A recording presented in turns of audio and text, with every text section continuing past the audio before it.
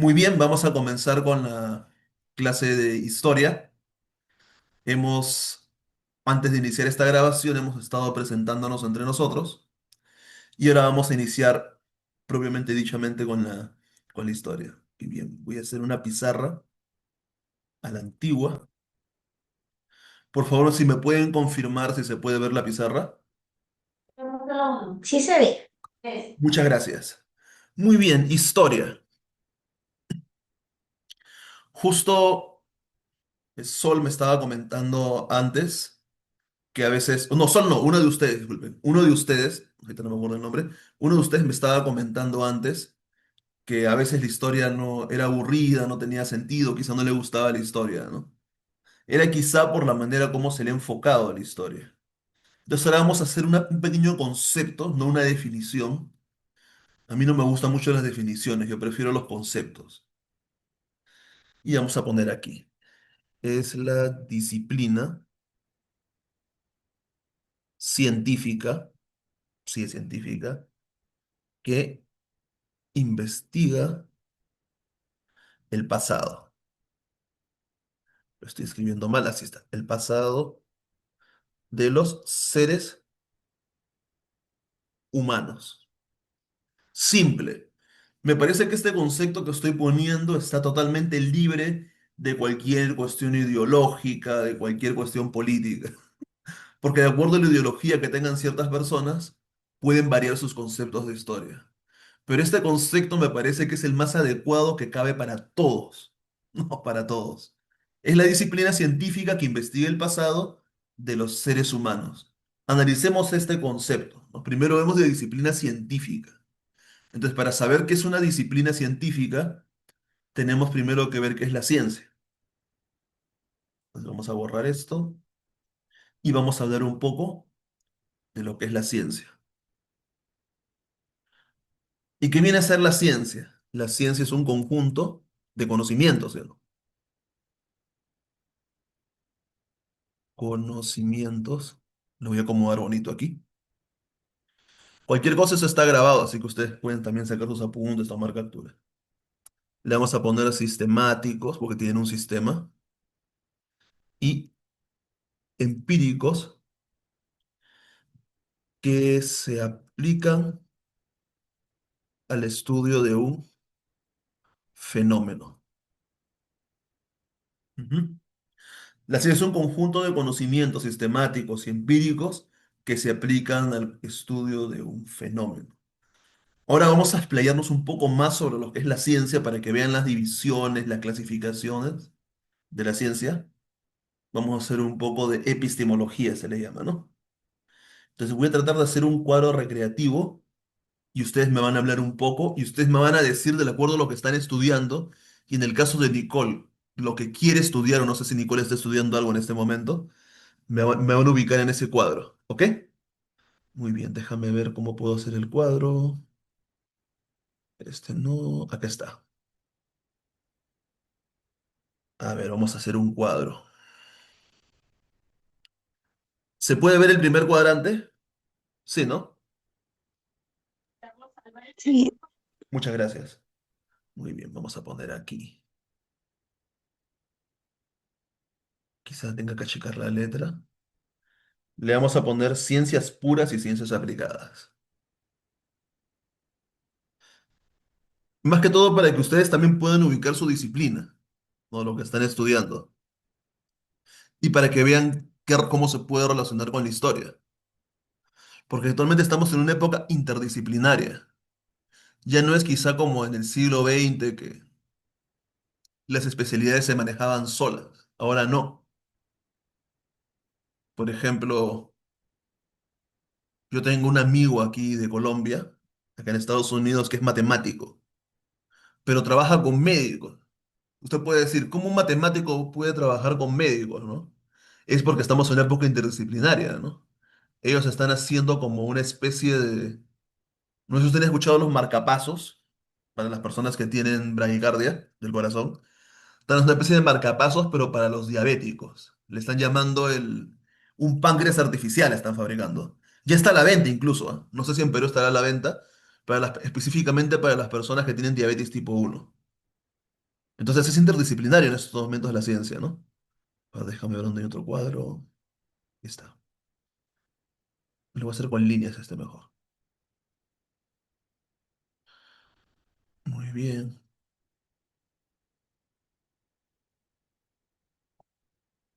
Disculpen que está feo mi cuadro, ¿ya? Hace tiempo que no agarro esta aplicación de Zoom.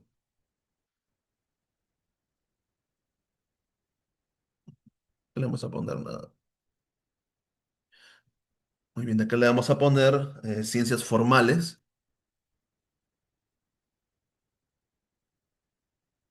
y ciencias fácticas.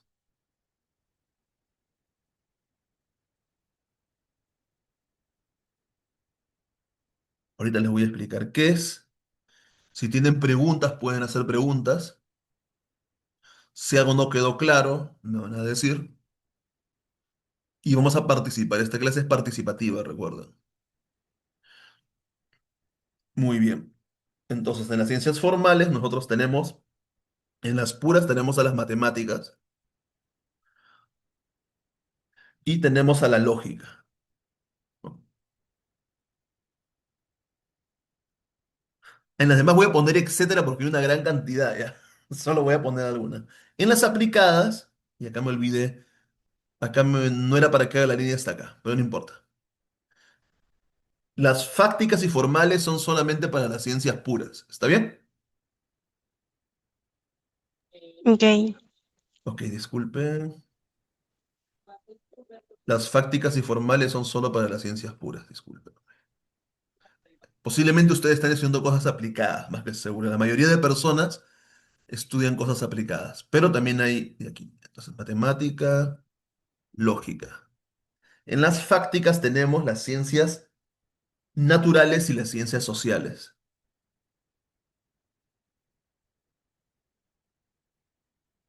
Le voy a poner natu, ¿ya? Para que haya espacio. Naturales y sociales. ¿Ok? Muy bien. Esas son las ciencias fácticas, se dividen en naturales y sociales. Muy bien, en las ciencias naturales tenemos la química, ¿no? Química, tenemos, creo que lleva tilde, ¿no? Química, tenemos la física. Y voy a dejar un espacio por si alguno estudia algo aquí, ¿no? En sociales tenemos la arqueología, ¿no, Consuelo? La historia. Justo el curso que estamos llevando nosotros es una ciencia social. Muy bien, en las ciencias aplicadas tenemos ingenierías, está bien escrito, ¿no? Disculpen, pero como uno maneja dos idiomas, a veces se confunde en un idioma y en otro, ¿ya? Me van a disculpar por eso. Medicina, veterinaria. Si yo cometo un error ortográfico, me corrigen, no me avergüenzo. Y a veces sí sé, que sé cómo se escribe, pero por escribir rápido puedo cometer el error, ¿ya? Veterinaria. Muy bien. Ahorita vamos a llenar más. Muy bien, vamos a participar ahora. Mm, Comencemos con Nicole. Hola Nicole, ¿cómo estás? Hola, ¿Tú estás estudiando algo o quieres estudiar algo? ahorita estoy en el colegio. Quiero estudiar medicina humana. Muy bien, entonces la medicina humana viene a ser una ciencia aplicada.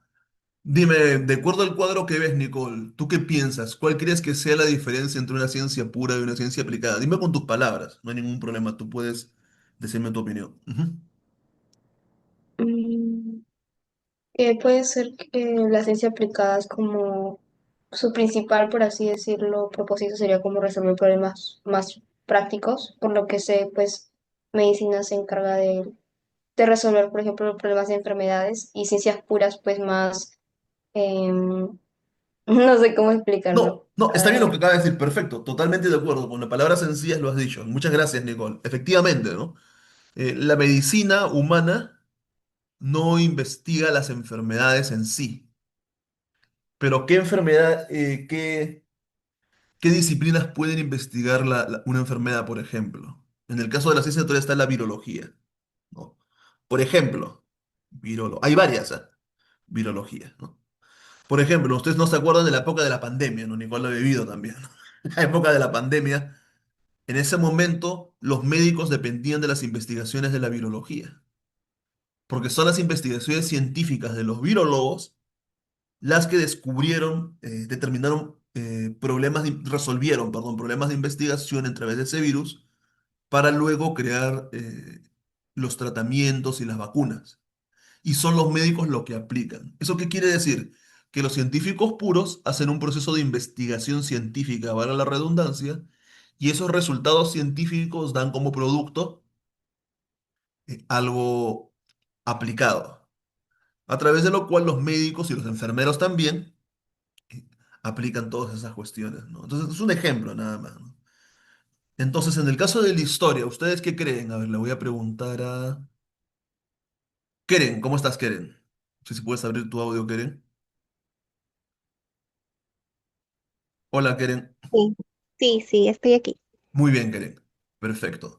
Entonces, Keren, así como te expliqué que las investigaciones de la virología fueron aplicados por los médicos, ¿tú qué crees que podría ser aplicado para la historia?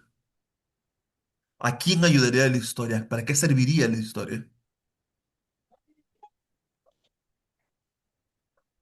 ¿A quiénes serviría la historia? Así es. ¿Cómo podrías aplicar tú la historia en una ciencia aplicada? ¿Podría aplicarlo, no sé, con los políticos? Claro, las ciencias políticas. Claro, la ciencia política es una ciencia, la ciencia política. Muy bien. Es una ciencia aplicada, perfecto. Muy bien. ¿Qué es lo que estudias tú o qué has estudiado? Disculpa. Administración. Administración, muy bien. También te puede servir la historia en el caso de administración de empresas. A veces uno puede ver los antecedentes de las empresas. Entonces, Mm, sí, conocer la historia también te puede ayudar a contextualizar los business, ¿no? Ver sí, cómo es la situación de un lugar para poder administrarlo mejor, conocer la historia del lugar. Eso quiere decir de que la historia nos ayuda a todas las especialidades académicas. Es importante el conocimiento de la historia. Muchas gracias, Keren. Muy ok. amable. Lorena, Sí, psicóloga, ¿no? sí, Muy bien. La psicología es una ciencia aplicada, te voy a colocar. Es aplicada la psicología, creo que esto tú lo sabes también, ¿no? sí. Psicología. Sé de que algunos le escriben con S. A veces yo le escribo con S porque me acuerdo que una vez la Real Academia dijo que se podía escribir con S y sin P atrás, ¿no? Pero voy a poner P de manera tradicional, ¿no? Ujú. Muy bien, entonces, ¿tú crees de que la historia se puede relacionar con la psicología? ¿La historia puede brindar información científica para que los psicólogos la puedan aplicar? Claro, es base, la historia es base para todas las carreras o para todas las profesiones, sobre todo para la psicología, porque vemos los antecedentes que influyen, por ejemplo, anteriormente, hace muchísimos años, se creía en la locura, se creía en que las personas estaban endemoniadas, que los espíritus poseían los cuerpos. Hasta ahora se Y cree. Hasta ahora. Pero continúa, disculpa, me continúa. claro, claro, pero antes era netamente pensaban en eso. Actualmente, de repente, hay ciertos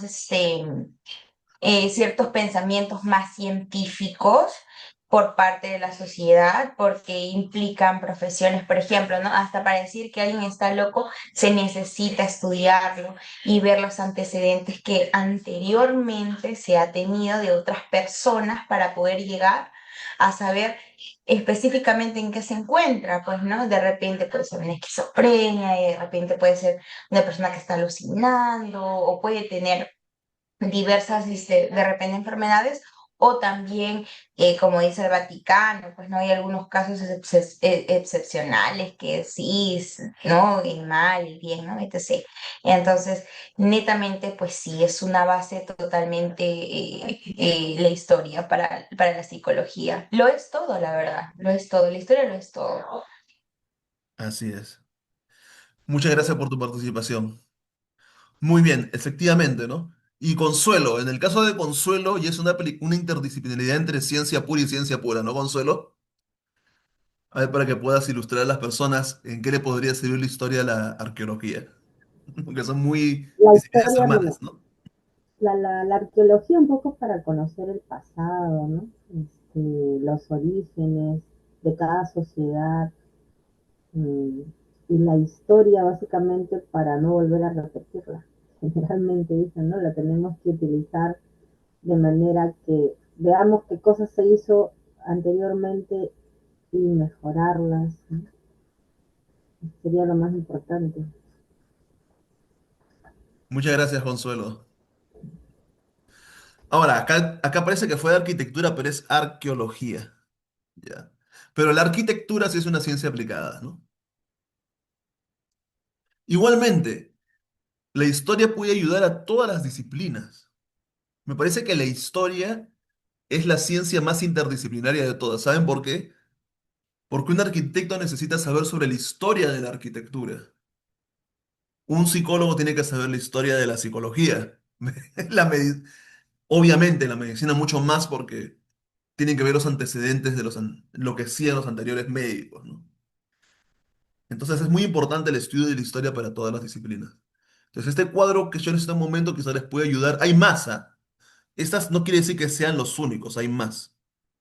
Hay más, hay más disciplinas. Voy a poner etcétera, ¿eh? Porque no encuentro el símbolo de más. Aquí también hay un etcétera. Y aquí obviamente hay más etcétera, ¿no? Entonces, regresemos al concepto de historia que teníamos. Muy bien, si le pueden tomar captura y vuelvo a estar grabado esto. Entonces ya podemos ver de que la historia es una ciencia, voy a borrar todo.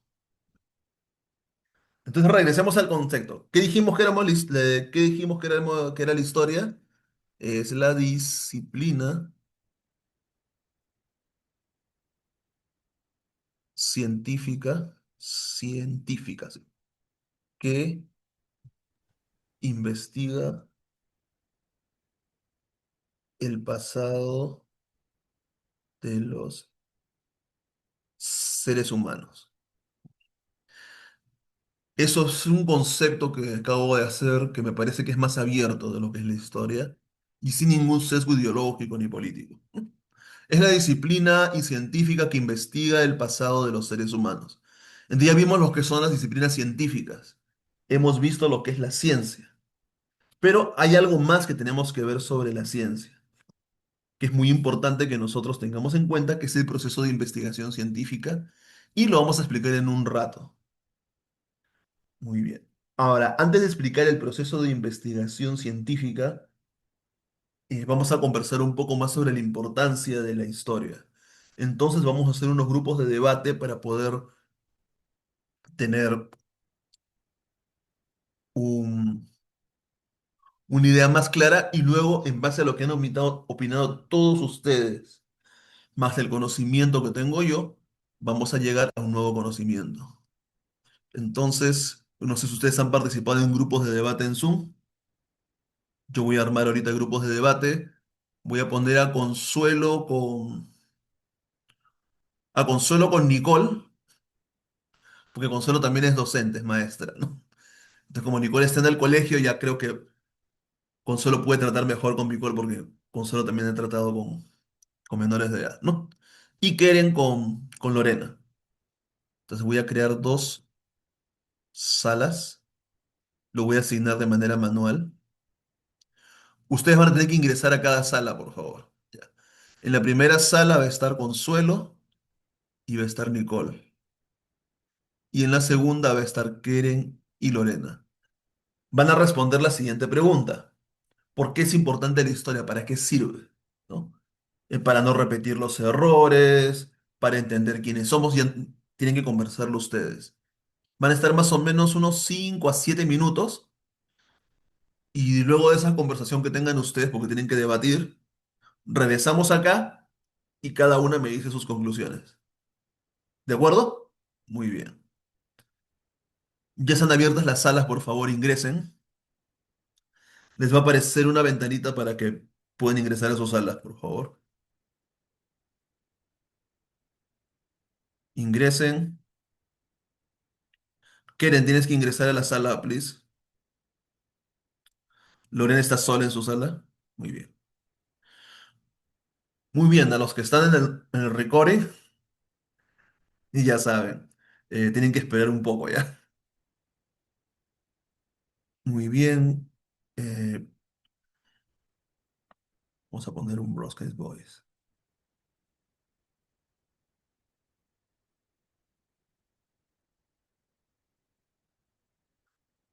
Hola, no las estoy escuchando, estoy mandándoles un mensaje de voz. Pueden comenzar a discutir, les sugiero que agarren un lápiz, saquen apuntes y voy a contar más o menos unos 5 minutos a partir de ahora. ¿Está bien? No las puedo escuchar, ¿eh? Solo estoy mandando mensaje de voz. Muy bien, para los que están en el live, les invito a que esperen un rato.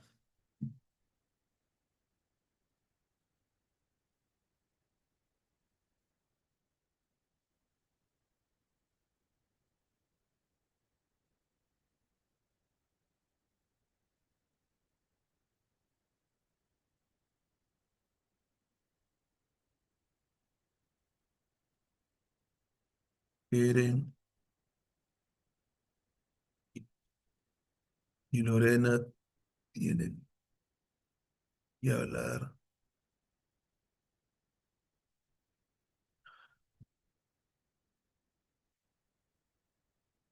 No veo el movimiento de su voz.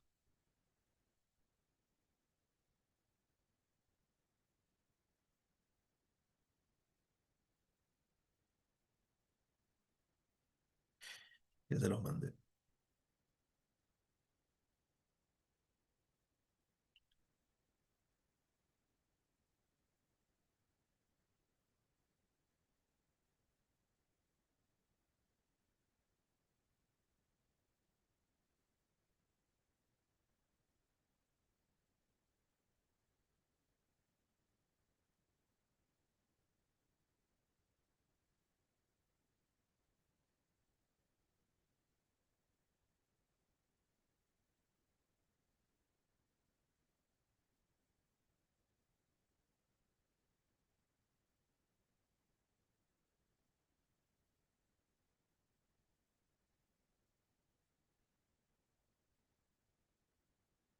En 3 minutos más y ya. Un ratito, ahorita regreso, ¿no?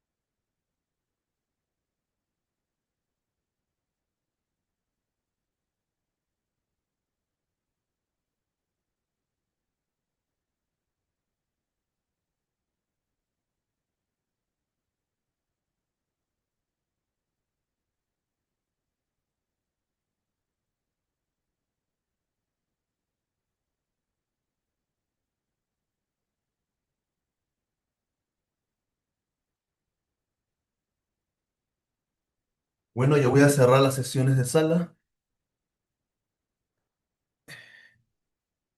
Quedan 2 minutos.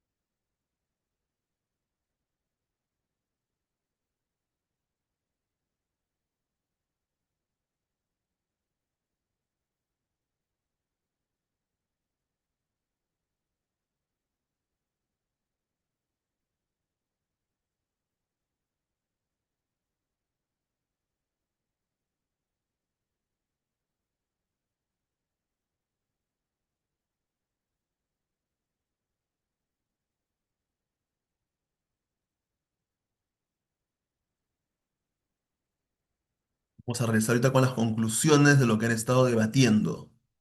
Bueno, espero no sé si estoy viendo mal, pero me parece que Karen y Lorena no están debatiendo mucho. Aquí hay unos cuadritos de voz donde puedo ver si están conversando o no. No sé lo que conversan, pero no sé si están conversando o no. Y en el caso de Nicole y Consuelo sí están conversando bastante, están debatiendo. Así que me parece genial. Ya le voy a cerrar la sala para que puedan venir. En 60 segundos van a venir todos.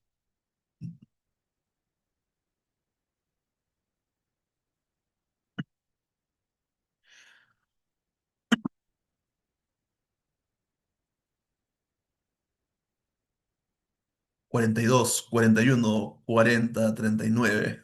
La cuenta regresiva. Pero ya van a estar todos aquí.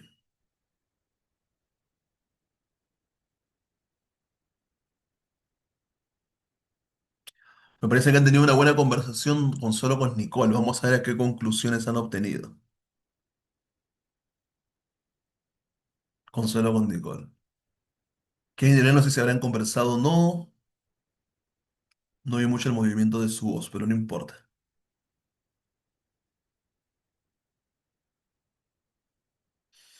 Y regresamos todos.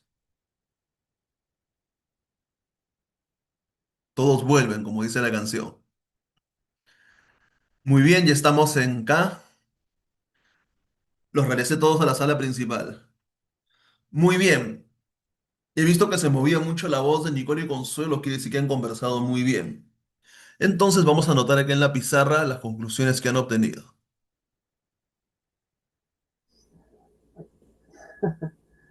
Muy bien. Muy bien. Comenzamos con Nicole. A ver, Nicole, ¿qué conclusiones has obtenido en base a la conversación con Consuelo? Ah, primero que la historia es importante porque nos ayuda a poder desarrollar nuestro pensamiento crítico y también que nos ayuda a entender quiénes somos, ya que podemos ver las malas decisiones que han tomado nuestros antepasados y de esta manera no caer en este mismo bucle de algunas decisiones que pueden haber traído diferentes consecuencias, como una eventualidad bueno, di de ejemplo que fue el terrorismo, Ujú. Así es.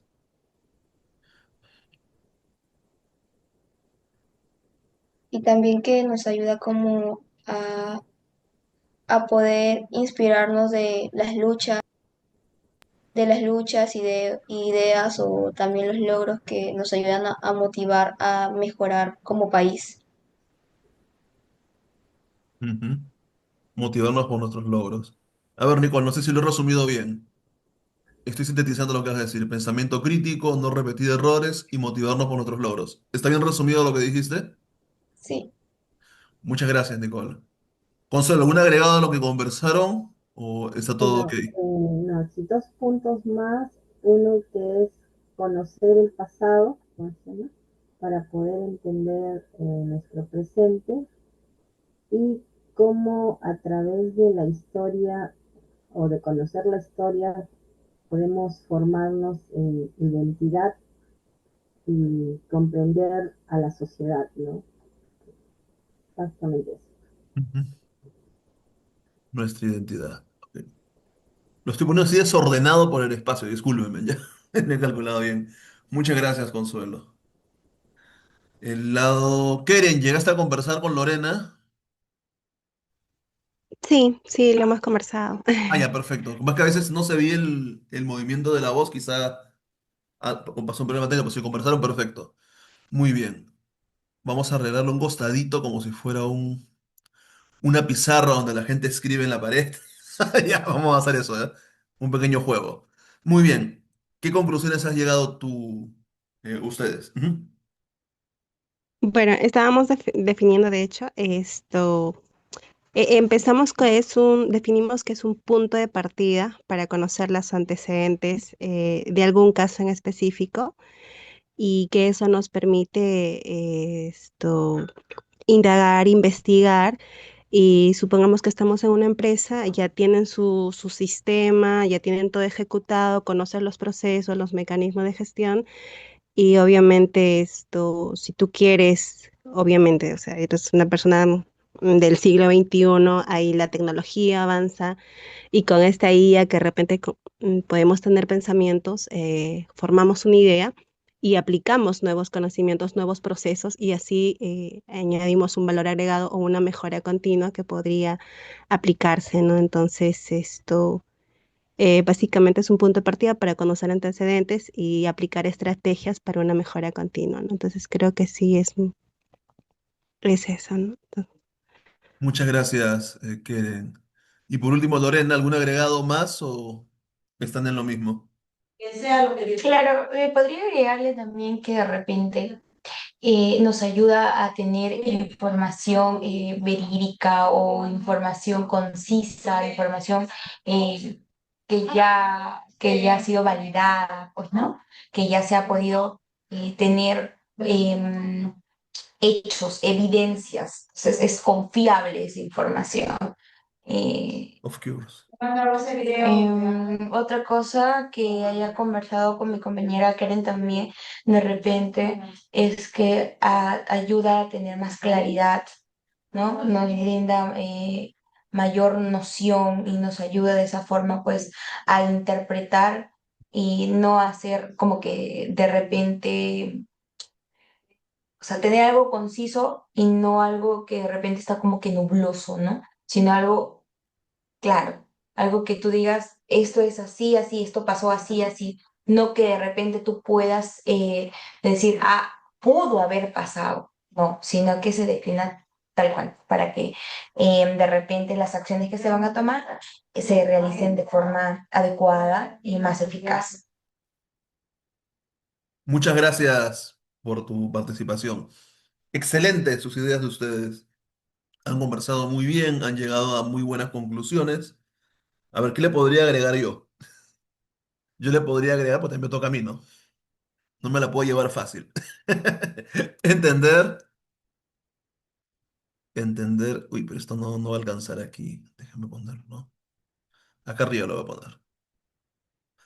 Hay que imaginarnos que estamos en una dinámica de poner cosas en la pared. ¿No se han visto esas dinámicas?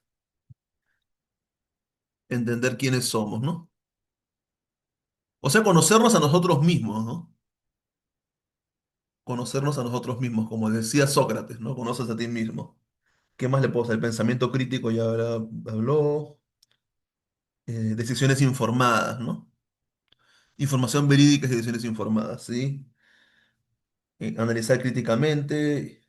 Y lo que le puedo agregar, bueno, como soy comité patriótico, le voy a agregar el buen patriotismo, ¿no? Porque hay un mal patriotismo también, ojo. Hay buenos patriotismos, pero también hay malos patriotismos. Eso es lo que vamos a ver, el buen patriotismo. Ya tenemos 11 ya. 11 conclusiones para 5 personas es muy bueno. Muy bueno en tan poco tiempo.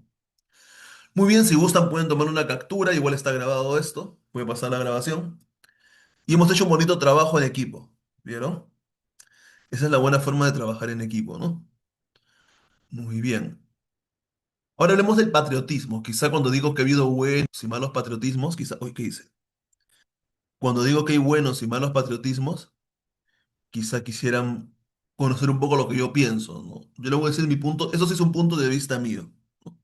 Y ustedes me dicen si estoy equivocado, si no. Muy bien, para mí hay dos tipos de patriotismo, bajo mi punto de vista, ¿no? Hay dos tipos de patriotismo, para mí. Esto es opinión, ¿ok? Hay un patriotismo que le llamo el patriotismo mitológico, le he puesto. Suena bonito, ¿no? Suena a mitología griega. El patriotismo mitológico y el otro patriotismo que lo estoy llamando es el patriotismo incluyente, le estoy llamando así. Aunque suena feo incluyente a algunos, ¿no? Pero a otros les suena bonito, a otros feo, depende del esto, ¿no? El patriotismo incluyente y académico. Aunque el mitológico también tiene su parte académica. Muy bien. El patriotismo mitológico, para comenzar, hablemos un poco del concepto de patriotismo. La patria, si ustedes buscan en un diccionario o en la red, Usted van a ver de que la patria es el terreno donde las personas viven. Por ejemplo, en el caso del Perú sería el territorio del Perú, en el caso de Estados Unidos sería el territorio de los 50 estados de los Estados Unidos. No, es a nivel general. El patriotismo es una ideología a nivel general que defiende los intereses de la patria. Ujú. Pero ya bajo un sentido mitológico excluyente, ¿no? Yo a este patriotismo le llamo excluyente y también ignorante, ¿no? Porque ignora muchas cosas. Bueno, todos somos ignorantes, pero me parece de que hay niveles de ignorancia, de grados de ignorancia, ¿no? Es xenofóbico. Por ejemplo, ustedes, no solo en el ámbito político, en el ámbito social, porque a mí no me gusta mucho la política, prefiero más el ámbito social. Han escuchado de repente cuando dicen, ¿no? En el Perú ha aumentado el sicariato por la migración venezolana, dice, ¿no? Pero no hay ninguna investigación científica que demuestre eso. Es un mito. No hay ninguna evidencia que diga que el sicariato en el Mentú aumentó por las migraciones. Es un mito, es una forma de pensar, ¿no? Bajo mi punto de vista, yo no creo que sea, ¿no? O sea, yo no creo de que nacer en un lugar te haga delincuente, ¿no? No creo eso, ¿no? Entonces, por eso digo que es mitológico, ¿no? Que es xenofóbico, porque la xenofobia significa que no les gusta, que le tienen fobia a los extranjeros. Por eso le estamos llamando así. Otros se quieren decir de que no son xenofóbicos, quieren cambiar las palabras, entonces le vamos a decir anti-extranjero, ¿no?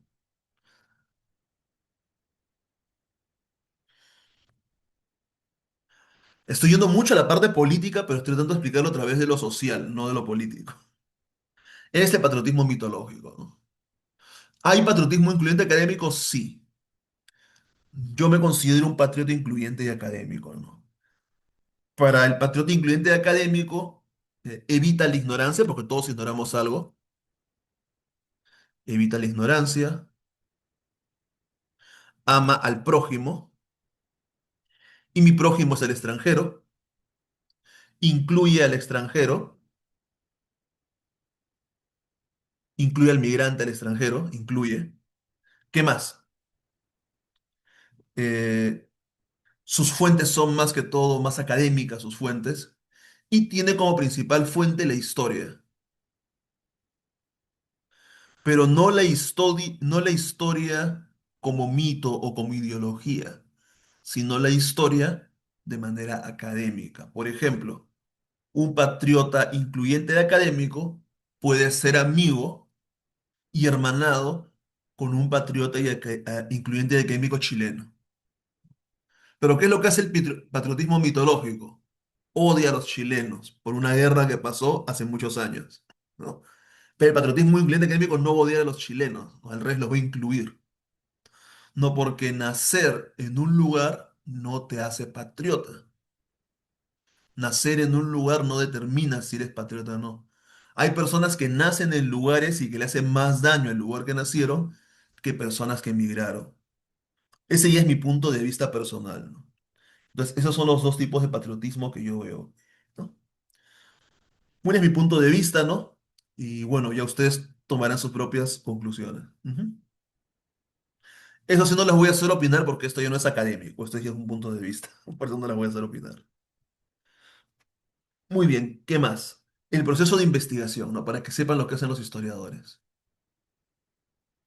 No les voy a decir un proceso de investigación parte por parte, como si fueran ustedes historiadores, no, sino les voy a dar líneas generales de lo que es el proceso de investigación en historia. El proceso de investigación en historia. Muy bien, el proceso de investigación en historia, toda investigación, está para que sepas, Nicole, cuando ingresas a la universidad, ¿no? Los demás ya saben eso, ¿no? Toda la investigación comienza con una idea de investigación. Y esa idea se plasma en un planteamiento del problema, ¿no?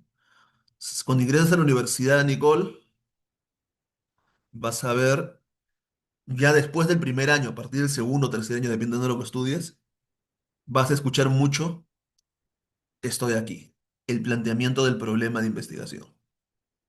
Cuando lleves el curso de tesis o de investigación, vas a ver, planteamiento escrito, ¿ves? Ese es el problema cuando uno maneja otro idioma, se confunde en su propio idioma. Ok, planteamiento del problema. Planteamiento, ok. Planteamiento del problema de investigación, que parte de una idea, ¿no? Por ejemplo, algo práctico, Nicole. Y para todos, ¿no? Va para todos. Por ejemplo, ustedes saben que se puede hacer una investigación de repente, vamos a poner en un lugar específico, ¿ya? Vamos a poner en la ciudad de Nazca, vamos a poner. Y vamos a enfocarnos en los estudiantes de nivel secundario de la ciudad de Nazca, en colegios estatales, para contextualizar un poco más. ¿Está bien? Y de repente queremos analizar nosotros qué es lo que hace que una... Bueno, ustedes son mujeres, buen ejemplo para mujeres. Que un chico sea atractivo, ¿no? ¿Qué es lo que hace que un chico sea atractivo, ¿no? ¿Qué es lo que hace por qué la mayoría de chicas quieren estar con ese chico, ¿no? En palabras muy coloquiales. Entonces, eso también puede ser un planteamiento de problema de investigación. Entonces, hay tres tipos de planteamiento de problemas de investigación. En las universidades peruanas usualmente, no sé cómo será ahora, pero en mi época, como si fuera viejito, hablo, en mi época solamente había el planteamiento cuantitativo, pero no había otros más. Pero hay más tipos de planteamiento de problema. Hay el cualitativo y el mixto. Te estoy adelantando al curso de metodología de investigación, Nicole. Planteamiento de problema. Hay tres tipos de planteamiento de problema de investigación. El cuantitativo, el mixto y el cualitativo. ¿En qué se diferencia? El cuantitativo es deductivo. ¿Qué significa deductivo? Que parte de lo general a lo particular, ¿no? Mientras que el cualitativo es inductivo. Parte de lo general, perdón, de lo particular al revés, de lo particular a lo general. El deductivo parte de lo general a lo particular. Mientras que el inductivo parte de lo particular a lo general. ¿Ok? Mientras el mixto se puede decir que es una combinación de ambos que toma lo mismo de ambos. Vamos a ponerle en el mixto una retroalimentación entre ambos, ¿no? ¿Qué más? Filosóficamente es hijo del positivismo, ¿no? El neopositivismo. Eso no lo voy a explayar ahorita porque no quiero, ¿cómo se llama?, confundir a Nicole mucho. Mientras que, pero los que saben de positivismo ya imagino que tendrán una noción, ¿no? Parte de la fenomenología, ¿no? El cualitativo. Mientras que el mixto parte del pragmatismo. Por ejemplo, yo cuando hago trabajos de investigación, pragmatismo, sí. Pragmatismo. Me corrige si está mal escrito, ¿no? Yo prefiero el modelo mixto. Yo soy más práctico. No me gusta mucho ni lo cuantitativo ni cualitativo. Prefiero lo mixto. ¿Qué más? El planteamiento del problema cuantitativo tiene como objetivo principal demostrar una hipótesis y generar una teoría. Mientras que el inductivo, el resultado puede ser una hipótesis. Incluso llega a una interpretación.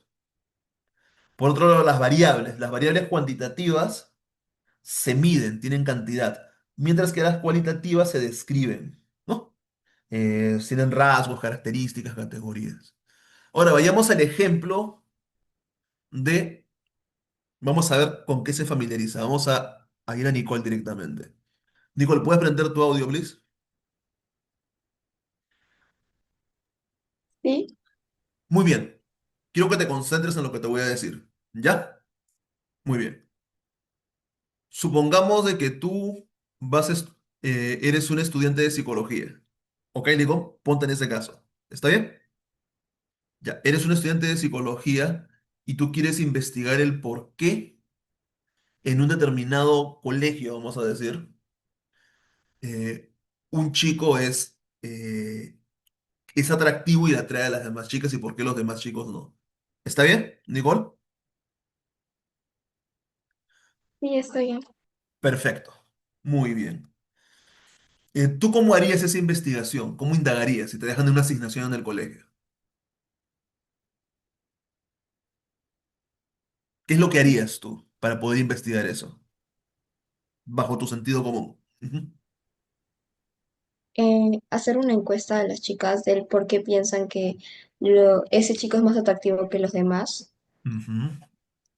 Muy bien. como una pregunta de investigación. Así es. Eso que planteas tú es un enfoque cuantitativo de la investigación. Pero en el enfoque cualitativo, ¿sabes lo que harías? Yo no sé si en el colegio en Perú se come. Se come ahí, no, no sé ahorita, en estos momentos. Pero ponte que todos vayan a un restaurante, ¿no? Te sentarías al lugar donde comen o el lugar donde de repente están haciendo educación física y te pondrías a observarlo. En el cualitativo, ¿eh? No harías encuestas.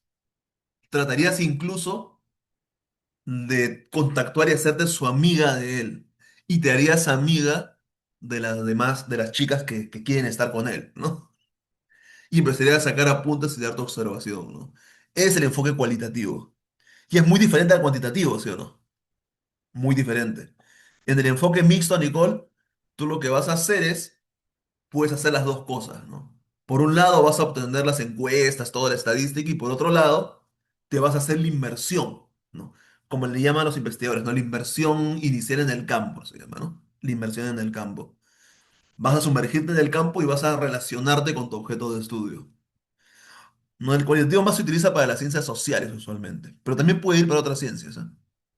No sé si estoy claro lo que estoy hablando, Nicolo, o algo no entendiste, o de repente tienes alguna duda. Sí, le comprendí. Muchas gracias, Nicole. Muy bien. Perfecto. No sé, Lorena, que es psicóloga, no sé si me puede dar alguna opinión más al respecto de esto, no sé, ¿no? ¿Algún caso que hayas visto? Claro, en realidad en la investigación científica dentro de la psicología podremos avistar no solamente temas de, por ejemplo, circunstancias o problemáticas que suceden en el Perú, como por ejemplo los estilos de crianza, ¿no? O Ujú, de repente basarnos en temas de depresión, etc. Lo bueno de la ciencia es que nos ayuda a profundizar también en estos temas para poder abarcar en temas netamente de salud, por ejemplo, trastornos que nos ayudan de una u otra forma también a tener este antecedente ante ciertas, por ejemplo, variables que se vayan presentando, ¿no? Como uno los va estudiando. En el tema cuantitativo, por ejemplo, yo que estuve viendo mi tesis, mi proyecto de tesis, buscaba algo que realmente se veía en la población peruana, ¿no?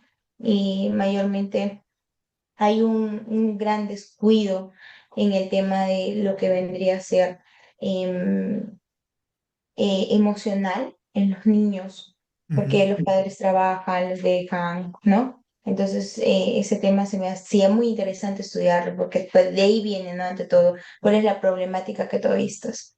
Y en el tema cuantitativo, pues veía, ¿no? Que tenía que netamente hacer las preguntas, no directamente a los padres, sino tenía que ver netamente qué es lo que pasaba con mi población adolescente. Y es ahí donde se hacen los cuestionarios, ¿no? Para poder ver cuánto es de repente la cantidad en la que ocurre esta problemática. Y en el lado cualitativo, que en este tema yo tomaba la lexitimia, que es un trastorno muy nuevo actualmente, ¿no? Se puede decir. ¿De qué Eh, pe- trata eso? La la, lección. lex- la lexitimia, así para que lo puedan comprender, es cuando los adolescentes no pueden de una u otra forma demostrar de manera adecuada sus emociones, sus sentimientos, sus Mm, pensamientos. Entonces se ve mucho eso, la verdad, actualmente. Y más que todo en los adolescentes, en los niños, ¿no? Que no pueden expresarlo porque de repente no han tenido este estilo de crianza que les permita, porque se asocia mucho, ¿no? Este estilo de crianza que les permita a ellos poder desenvolverse. Y pues la ciencia nos ayuda muchísimo con esto, sobre todo en el tema de investigación, que es lo que avala su validez, lo que avala su confiabilidad, ¿no? De poder realizar algo con netamente valor científico y aporta y ayuda a la sociedad, aporta y ayuda también a que se puedan mejorar de una u otra forma y que tengan antecedente ante esto, si más adelante de repente se puedan presentar situaciones, ¿no? Un poco diferentes, pero también que tengan el mismo contexto, ayuda a que también se facilite este proceso de también estudiarlo, ¿no? Me parece interesante, sí, eso es muy, muy bueno. Esa es mi acotación referente pues a la psicología, que va más a base de la salud mental, ¿no? Que va más en el tema social. Y bueno, pues. muchas gracias. Muchas gracias por informarnos, Lorena, y por culturizarnos. Muy bien. ¿Quieren alguna opinión más al respecto?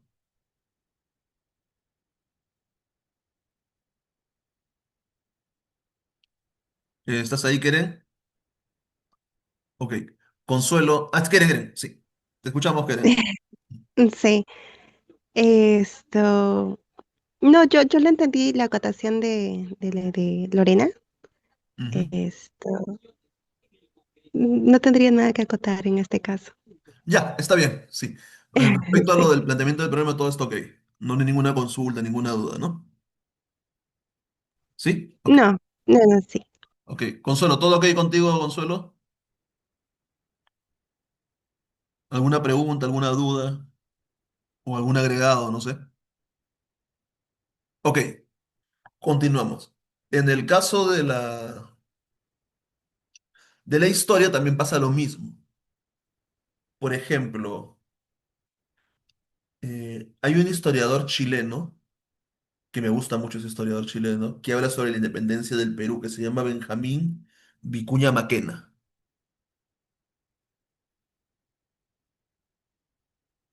Maquena, espero estar escribiendo bien Maquena.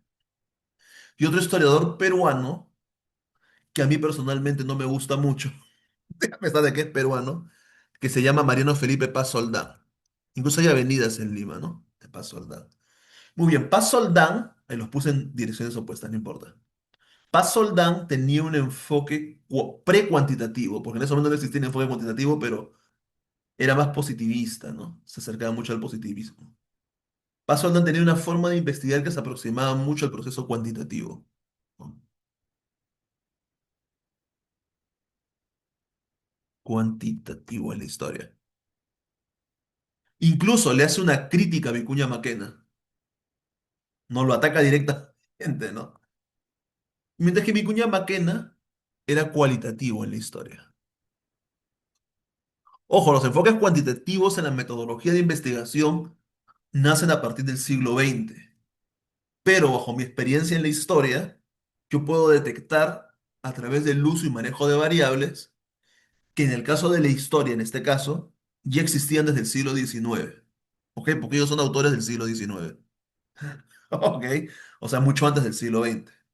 Por ejemplo, la información de Vicuña Maquena sobre la independencia del Perú se basaba en cartas personales, en cuestiones personales, en de repente una carta que hacía un esposo a su esposa, ¿no? Un militar hacia su esposa, y cuestiones así subjetivas, ¿no? Porque el enfoque cualitativo es más subjetivo.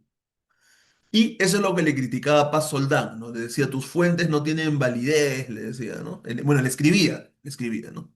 Y no a él, sino que era para el público en sí, ¿no? Para que la gente piense de que Vicuña Maquena no tenía fuentes, ¿no?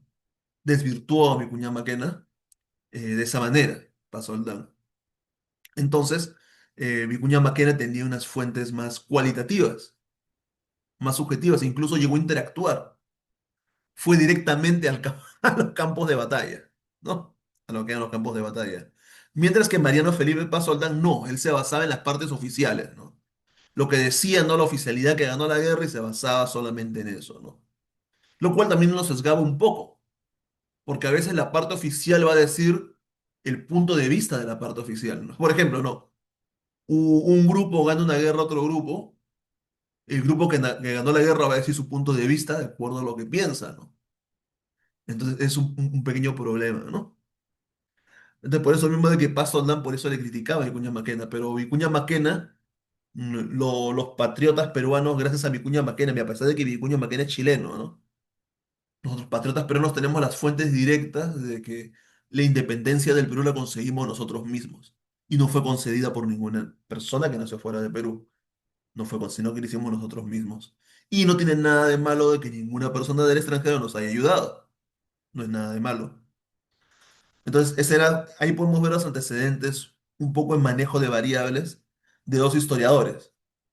Mientras de que el historiador cualitativo se basa de repente en cartas de amor, en conversaciones personales.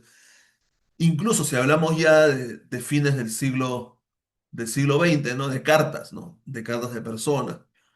Incluso incluso a pesar de que los inicios del siglo XXI son muy cercanos, ya podemos decir que las conversaciones por Messenger, no que ya no existe Messenger, pueden ser consideradas como información histórica, pero cualitativa, ¿no? No, las conversaciones por Messenger, no sé, de repente Consuelo sí creo, ¿no? Consuelo, o de repente alguno más de ustedes tuvieron en algún momento Messenger, ¿no? El Messenger era una forma de comunicarse antes de que existiera el WhatsApp, ¿no? Antes del WhatsApp del Messenger. Ya las comparaciones por Messenger pueden ser una fuente de información cualitativa de la historia, ¿no? Mientras que lo cuantitativo serían los documentos oficiales, ¿no? No sé si quedó claro, ¿no? Espero que haya quedado claro en lo que se refiere a esto. Muy bien. Una consulta. Sí. Ujú. Sí. Esto, no sé, de repente como conocedor de varias investigaciones, eh, eh, mi curiosidad es, ¿qué proyectos de investigación tuvieron mayor éxito? Si fueron con los planteamientos cualitativos o cuantitativos, porque de hecho el cualitativo es como que más tu propia investigación in situ a cualquier tema en específico en donde vas, pero es tu punto de vista de lo que tú percibes, pero tú ves un ejemplo, tú ves 9 y el otro ve 6, entonces en cambio, en un cuantitativo es como que recopilas varias información de diferentes fuentes o, no sé, diferentes cuestionarios o donde puedas ir a aplicar en cualquier sector en específico, ¿no? Entonces, me gustaría saber eso, ¿no? O sea, ¿cuál es el mayor éxito en estos planteamientos de problema? Ya, yo te voy a decir cómo yo lo veo. ¿Está bien? Yo lo veo tanto el cualitativo y cuantitativo como no dicen no sé si ustedes han manejado una cámara profesional, ¿no? Cuando hacen el zoom o sea, el acercar y alejar. Yo lo veo el cuantitativo, un análisis general de todo lo que vendría a ser, vamos a decir, el bosque. El cuantitativo no te va a analizar árbol por árbol. El cuantitativo te analiza el bosque a nivel general. Te va a describir la cantidad de árboles, te va a hacer tabla, te va a hacer clasificaciones, etcétera, etcétera. Mientras que el cualitativo te va a describir un árbol propiamente dicho. Entonces, bajo mi punto de vista, yo creo de que ambos son importantes. Porque tú al ver el todo, a través del método deductivo, tú al ver el todo, obviamente de que no te vas a dar cuenta de las partes específicas o las particularidades de la situación. Mientras que tú viendo la particularidad, solamente, en el caso del cualitativo, no vas a poder ver el todo. Bajo mi punto de vista, ambos son importantes y ambos enfoques en la investigación se complementan, ¿no? Como por ejemplo, tiene un caso de Vicuña Maquena, el caso de la historia, por ejemplo. ¿No? Si no fuera por las fuentes de Vicuña Maquena que no eran oficiales, eran fuentes de cartas y reales, o sea, evidencias reales, ¿no? Pero particulares, nosotros no hubiéramos ignorado muchas cosas del proceso de la independencia del Perú. Entonces, los proyectos de investigación con un enfoque mixto es como que de mayor éxito, se podría decir. Dependiendo del investigador, pues, porque al final la investigación lo hacen los investigadores, ¿no? Bajo mi punto de vista, yo prefiero el mixto porque yo soy más pragmático, ¿no? Depende de la filosofía que uno tenga. Hay personas que son más neopositivistas, hay personas que son más fenomenológicas. Incluso hay muchas personas que son neopositivistas y no saben que lo son. No saben. Entonces hay personas que son más fenomenológicas y no saben que lo son.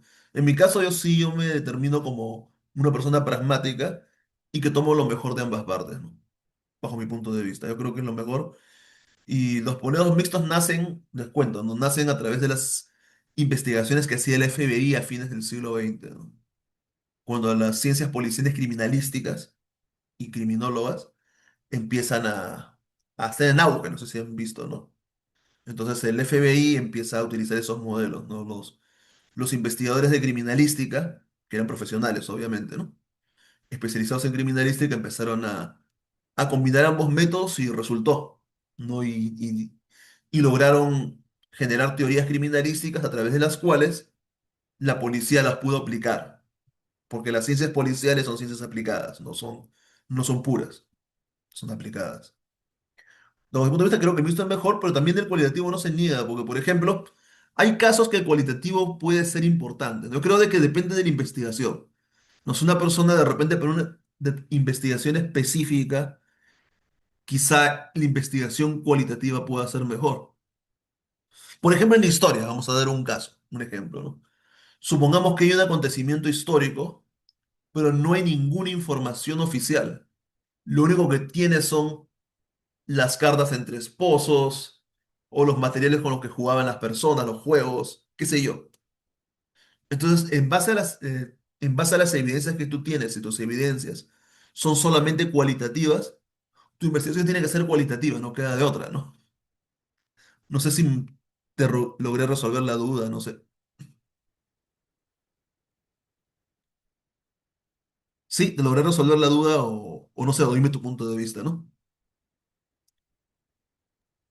No, sí, sí, sí, gracias, Francisca. Muchas gracias a ti, muy amable. Muy bien, entonces ese es el proceso de investigación. Nosotros vamos a tratar de hacer un escaneo rápido de la historia del Perú, porque en un mes no se puede tratar todo, pero vamos a hacerlo lo más rápidamente posible. Vamos a agarrar los puntos importantes de la historia del Perú. Muy bien, la próxima clase vamos a ver el tema de la parte inca y pre-inca, pero antes de hacer eso, primero me gustaría de que ustedes puedan contextualizarse en el espacio y en el tiempo, ¿ok? Eso es lo que vamos a hacer. Muy bien, entonces... En el caso de de las épocas anteriores a los españoles, porque ustedes, por cultura general, quizá ustedes sepan que no hay conocimiento escrito de los incas. O sea, quizá hay teorías que dicen que los incas tuvieron su escritura o no. La cosa es que nosotros, si es que tuvieron su escritura, no la conocemos, y si es que no la tuvieron, no hay, obviamente, ¿no? Entonces, las únicas referencias históricas y de documentos escritos que nosotros tenemos de los incas son los testimonios escritos que dejaron tanto los españoles como los mestizos, ¿no? Entonces, en base a eso, todo lo que es anterior a los incas, ya la historia no lo puede estudiar. No puede porque no hay fuentes. Entonces, ahí es donde entra a tallar la arqueología. Entonces, ¿qué viene a ser la arqueología? La arqueología viene a ser prácticamente una manera de hacer historia, pero usando simplemente las fuentes materiales. Y la arqueología es mucho más interdisciplinaria que la historia. ¿Por qué? Porque la arqueología necesita de la química, procedimientos químicos. ¿Para qué? Para poder dar una datación. ¿Tú cómo sabes de que esta cultura tuvo tal determinada edad? Hacen dataciones químicas, ¿no?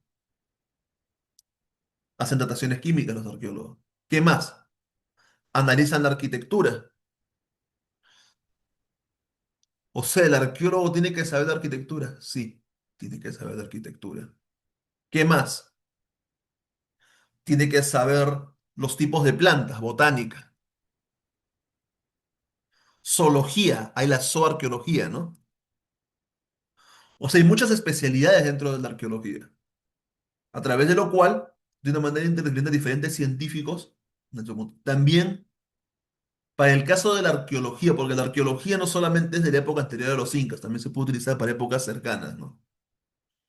Incluso para poder hacer algunos estudios arqueológicos de repente del siglo XX, porque ya el siglo XX, al ser pasado, viene a ser arqueología e historia también. Todo lo que se investiga sobre el siglo XX, al ser el siglo pasado, tanto la historia como la arqueología lo investigan, ¿no? Posiblemente también una relación interdisciplinaria con la psicología, ¿no?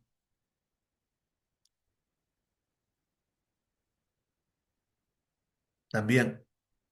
¿No? De repente un arqueólogo quiere analizar de repente el por qué se hicieron estas construcciones en esta época, ¿no? Del siglo XX. ¿No? Entonces ahí tiene que ver el aspecto psicológico, el aspecto arquitectónico y todo lo demás.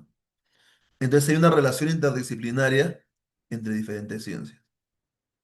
En el caso de la historia, usualmente la historia tiene dos tipos de fuentes. Lo que investigan los arqueólogos, la arqueología, que aparte de ser una ciencia independiente, también es una ciencia que es fuente de la historia. Espera, le voy a admitir a Consuelo y la admitía. Arqueología. Y lo que tiene que venir a ser las fuentes escritas.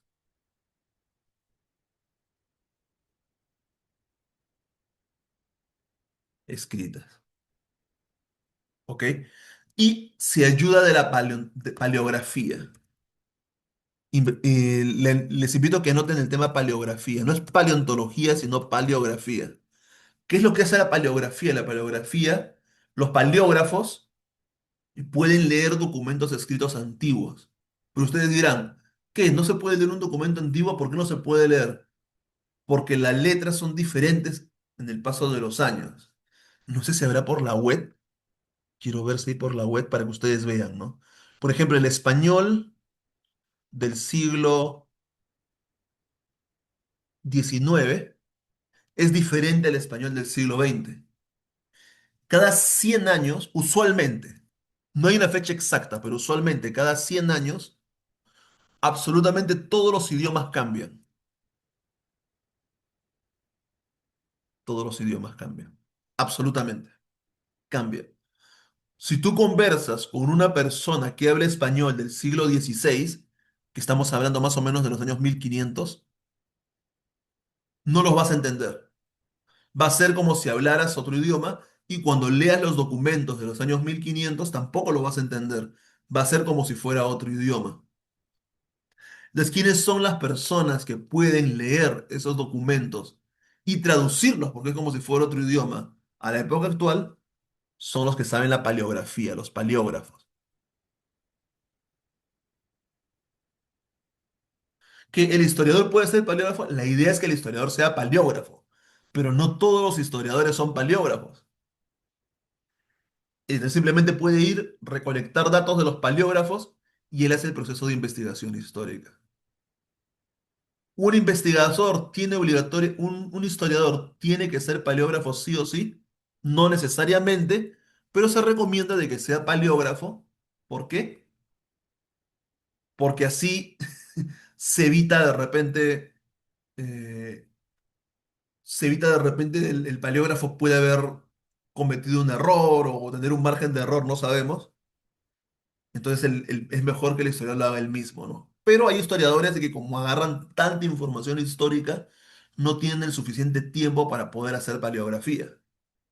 Y usualmente los paleógrafos suelen ser estudiantes de historia, que llevan el curso de paleografía, lo manejan bien y ayudan a sus profesores a hacer esa, vamos a decir entre comillas, traducción de los documentos. Yo les quiero mostrar a ustedes ojalá que haya por la red. Denme un momento. Ok.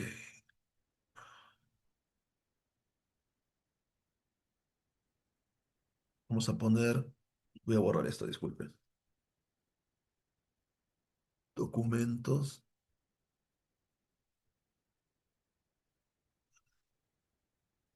paleográficos. Ahí está, miren, por ejemplo, ¿no?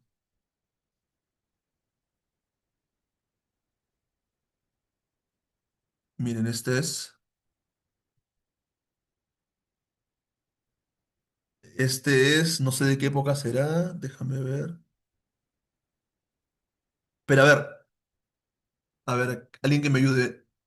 Eh, Lorena, si puedes abrir tu audio. ¿Estás ahí, Lorena? Sí, aquí estoy. ¿Puedes ver cómo se mueve mi mouse? ¿Sí? ¿Puedes leer esto de aquí?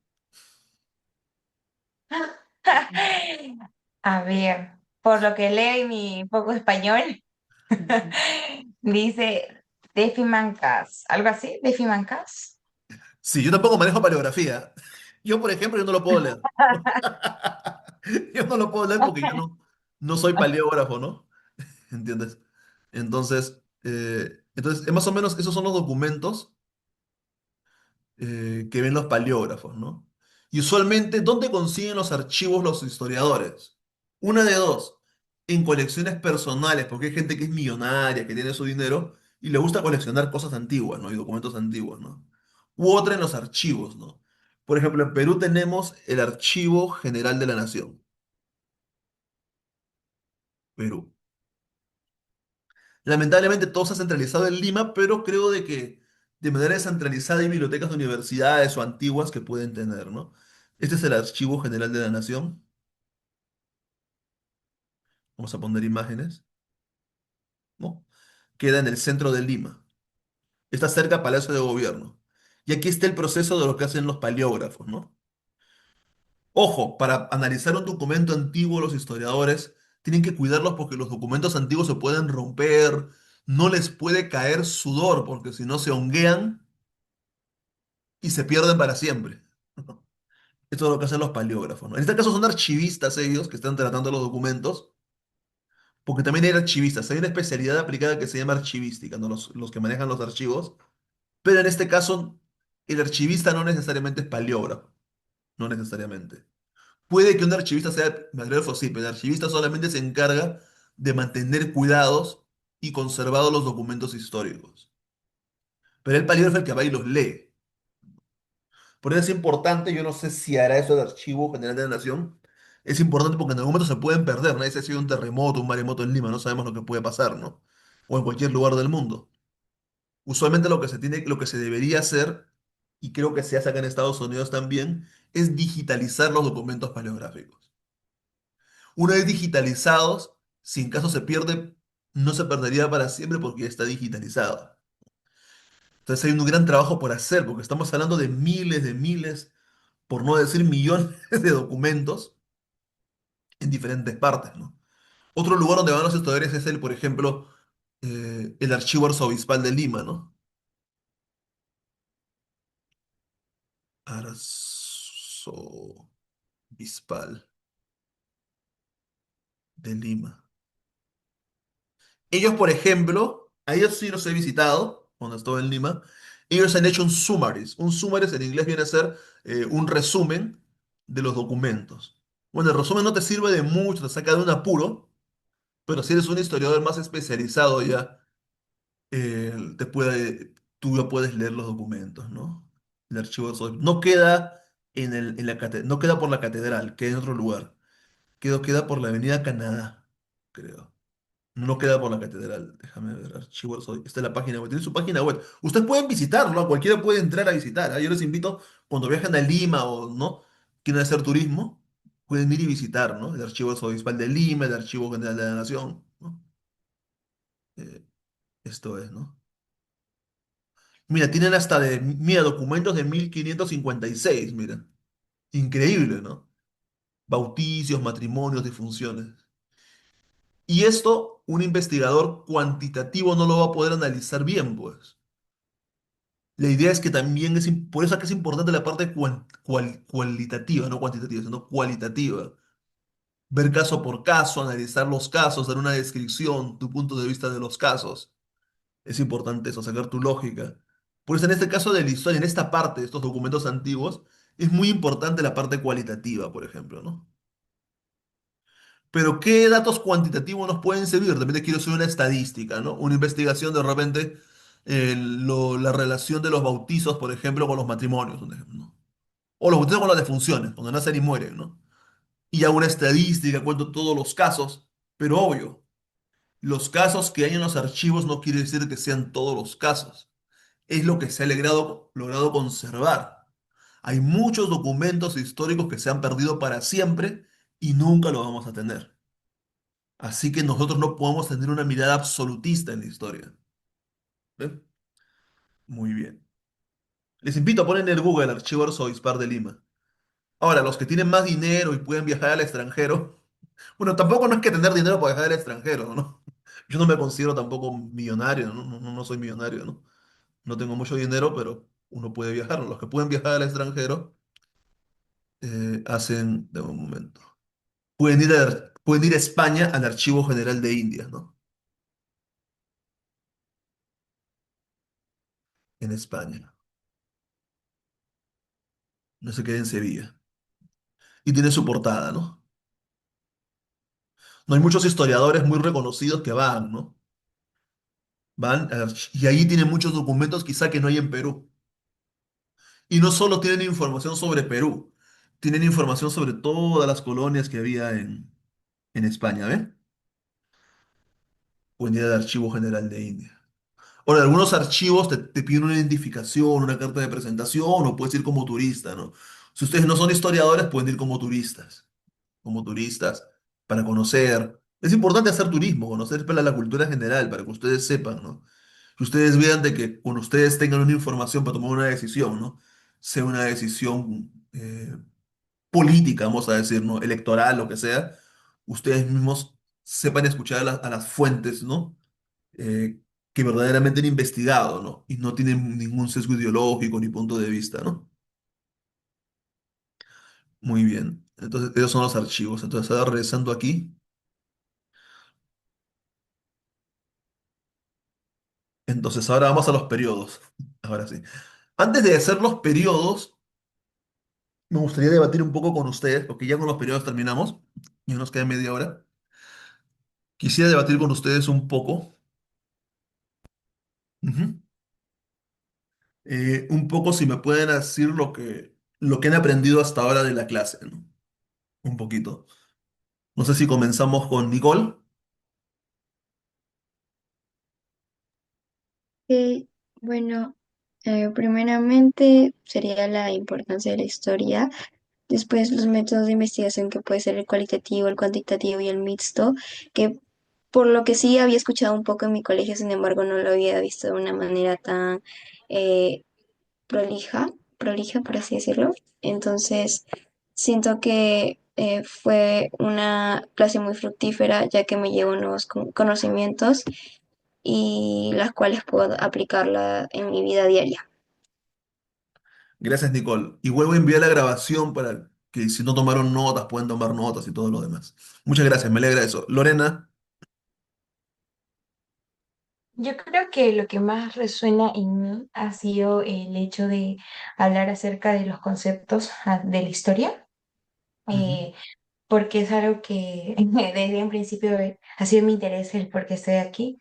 Y creo que a pesar de que de repente cada uno tiene su propio criterio al momento de expresar cuáles son sus conceptos, ¿no? Cuál es la ujú. importancia que cada uno le tiene, considero que hay un punto en donde todos coincidimos acerca de la historia, ¿no?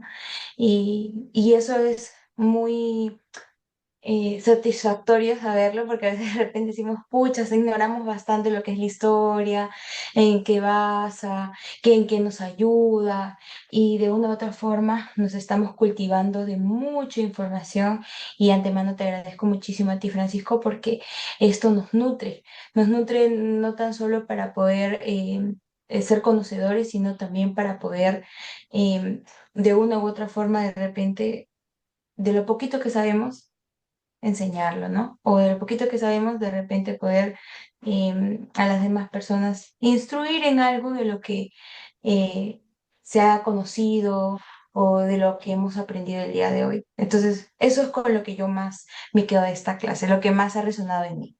Muchas gracias. Gracias a ti, Lorena, me alegra eso. Más bien, cuando haga la grabación lo voy a compartir en mi canal personal de YouTube que no tiene mucha gente. Solo tengo un K de gente, nada más mis amigos. Creo que solo mis amigos me siguen. Entonces, les voy a invitar a que lo compartan con otras personas este video para que puedan también conocer más las personas, ¿no? Les voy a pedir eso como favor. Muy bien, Keren, te escucho. Sí, a mí lo que me ha impactado más y me ha abierto la mente fue cuando mencionaste que la historia sí se aplica en toda la carrera. Lo que pasa es que yo desde el colegio, a mí no me gustaba porque desde el colegio entendí que historia es saber lo que pasó en el Imperio Incaico, en las guerras y tantas guerras. Ay, no, no me gusta la historia.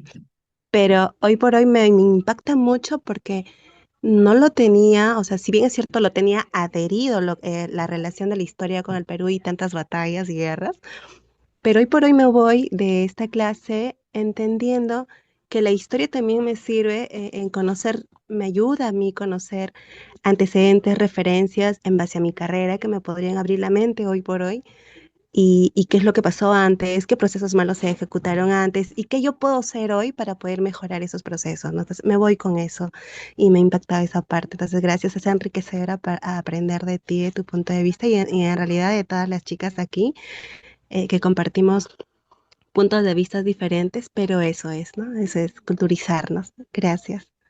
Muchas gracias, Keren. Bueno, ahora sí vamos a hacer un cuadro. A mí no me gusta mucho hacer muchos cuadros porque como que sectarizo, ¿no? No me gusta eso, pero es importante. Me voy a poner un poco más cuantitativo ahora, ¿no? De lo que está cualitativo ahora ser cuantitativo. Vamos a hacer un cuadro para que ustedes tengan un esquema en su mente. Eso sí lo voy a pedir que lo memoricen. Les voy a pedir como favor que lo memoricen para que ustedes tengan un esquema en su mente de más o menos cómo los arqueólogos han interpretado la secuencia de las principales culturas del Perú. Así por cultura general, cuando ustedes vayan de repente a Cajamarca, Ancash, a donde sea, a hacer turismo, ustedes van a saber, ah, este sitio arqueológico corresponde a tal época. Y el guía de turismo no les va a poder engañar. ¿Ok? Muy bien, les voy a pedir que lo memoricen. Ojo, es un cuadro en base a las evidencias que hay, ¿no? Quizá de repente en el futuro se descubran más cosas y algunas cosas puedan cambiar. Por ejemplo, ese cuadro es el que tienen todos los arqueólogos en su mente, quizá con diferentes nombres, pero es lo mismo al final. Pero por ejemplo, cuando Caral se descubrió a fines de los 90 con... Bueno, no lo descubre Ruth Chadio lo impulsa, ¿no? Pero vamos a decir Chadio, ¿no? Chadio lo impulsa a Caral y lo saca a la luz. Entonces Caral cambia todo el esquema de la parte primigenia de los cuadros arqueológicos, de los cuadros cronológicos, ¿no? Que muchas veces resultan ser aburridos, pero en ese caso voy a tratar de que no sea aburrido y para que ustedes se ubiquen en el espacio y del tiempo. Nada más. ¿Ya? Muy bien.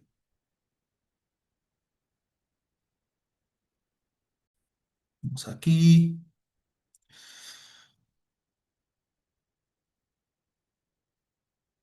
A veces por este tipo de cuadros hace que a la gente le aburre la historia en los colegios, ¿no?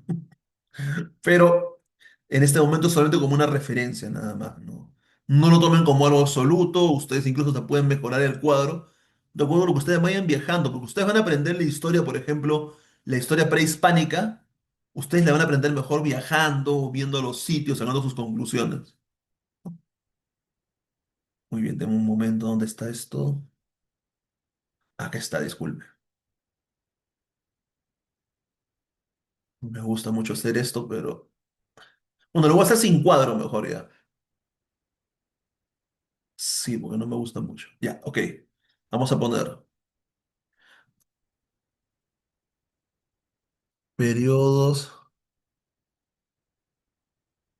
cronológicos. Vamos a poner periodos arqueológicos del Perú, le vamos a poner así.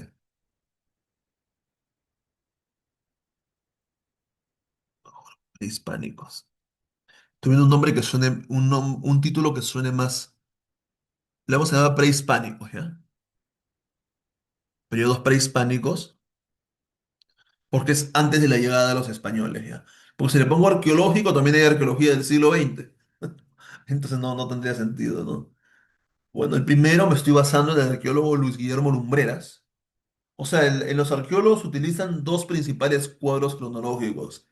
El cuadro cronológico del doctor Guillermo Lumbreras, que falleció hace unos pocos años, y del arqueólogo John Rowe, que es americano.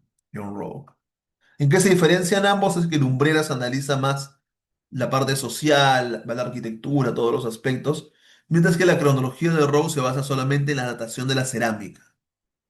Era muy, Rowe era muy cuantitativo, mientras que Lumbreras era más cualitativo. Pero al final ambos son lo mismo. Le ponen diferentes nombres, diferentes criterios, pero ya vienen a ser lo mismo, los mismos periodos cronológicos. ¿Ok? Muy bien. Lítico. ¿Y qué vendría a ser el periodo lítico? El periodo lítico viene a ser el primer periodo que se conoce en base a las evidencias arqueológicas de la historia del Perú. Recuerdan que los periodos en sí son abstracciones. No quiere decir que el periodo exista en la realidad. Son solamente abstracciones mentales para que nosotros poder clasificar las cosas. Pero no quiere decir, o sea, el periodo no determina la realidad. El periodo se basa en la realidad. Lo que determina el periodo es la realidad misma, los descubrimientos mismos, ¿ok? De un momento le voy a poner esto de aquí. No está fe esta flecha. Voy a seguir con esto nada más. ¿Qué pasó aquí? Acá está. Muy bien, el periodo lítico. Les voy a dar una fecha aproximada porque las dataciones físico-químicas tienen margen de error. ¿Ya? Más o menos empezó hace 20.000 años. Es una prox. Algunos le van a decir que fue hace 15.000 años, otros hace 18.000. Pero para mí fue hace 20.000 años. ¿Ya? Otras personas le dicen 15.000 años, otras personas. Otros dicen 15.000 antes de Cristo, o sea, hace 18.000, dicen otros. Hasta más o menos lo que se está catalogando, el 3.000 antes de Cristo, aproximadamente. AC significa antes de Cristo. Esas fechas son fáciles de memorizar. No de 20.000 a 3.000, es fácil de memorizar. No, obviamente que no vamos a saber nunca una fecha exacta ni nada porque es un periodo nada más. Entonces, ¿a quiénes se está catalogando en ese periodo? Muy bien, hay sitios arqueológicos que yo les recomiendo visitar. Vamos a hacer una especie de, no tarea, sino para que ustedes investiguen y puedan ver, porque ya queda un poco tiempo, menos de 20 minutos, y la próxima clase ya detallo cada uno. ¿Está bien? Paca y casa, que queda en Ayacucho, no debería decirles, Paca y casa. Paca y casa. Toquepala. Ahora dirán, profesor, ¿por qué, cómo usted se sabe de memoria todo eso? Porque yo utilizo lo que se llama la mnemotecnia. Investiguen lo que es mnemotecnia. Y mi mnemotecnia para el periodo lítico se llama Pachito Lapa. Ahorita le voy a decir por qué. Es una mnemotecnia, ¿no? No pa de Pacaicasa, TO de Toquepala, de lo saco, ¿no? Chi de Chivateros. Son sitios arqueológicos que ustedes pueden visitar incluso. La de Lauricocha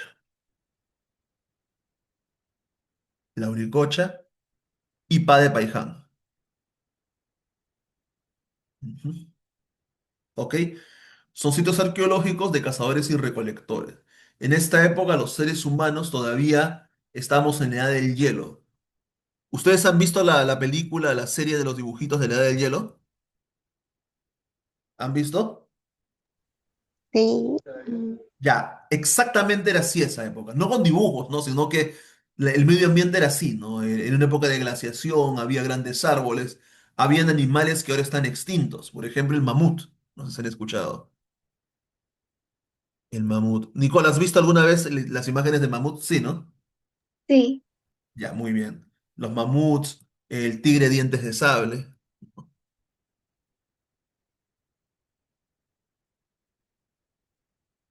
Con doble B puse sable. no seré más.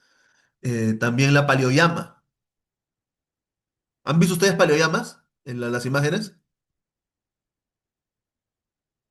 Ahí les voy a poner para que vean en un momento.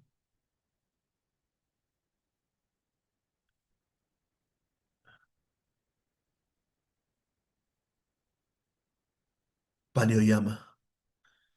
Más o menos eran así, son llamas. Estas eran las paleoyamas, mira, estas de acá. Más o menos eran así. Se han encontrado huesos de paleoyama. Ellos son los antepasados de las llamas. No, ahora, si bien la evolución es una teoría, me parece que es la teoría que está más sustentada. O sea, acá ya no estamos viendo ya los términos de repente ideológicos o religiosos, sino más académicos, ¿no? Pero sí hay grandes evidencias de que posiblemente la evolución sí se pudo dar, ¿no? Y esas son las evidencias, ¿no? Mira, no hay evidencias genéticas de ADN, hay evidencias físicas, químicas de la evolución, hay evidencias eh, pal- paleontológicas, ¿no? De los huesos, la forma de los huesos. Hay una gran cantidad de evidencias de que afirman de que sí, la evolución posiblemente sí se dio, ¿no? Posiblemente sí se dio. Y grandes de esas evidencias son las especies ya extinguidas, no extintas, como es el caso de la paleoyama.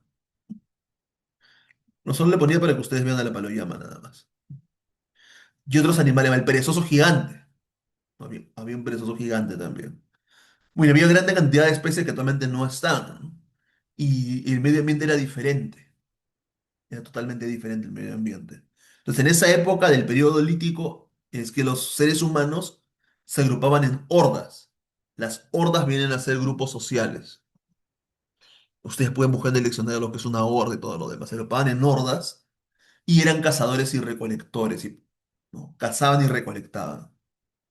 Bueno, actualmente también hay cazadores, pero la gente caza de manera deportiva, ¿no?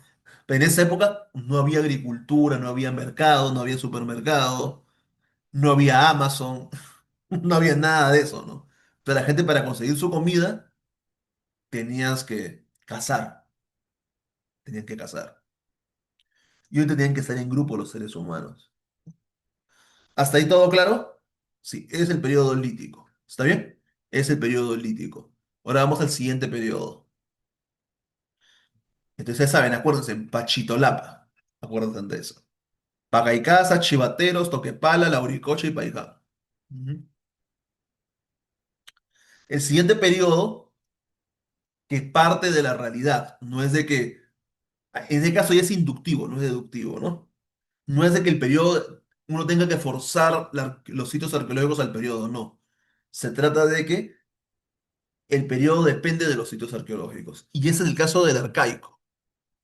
Hasta antes de que Caral se descubriera como ciudad, el periodo arcaico había una visión diferente del periodo arcaico.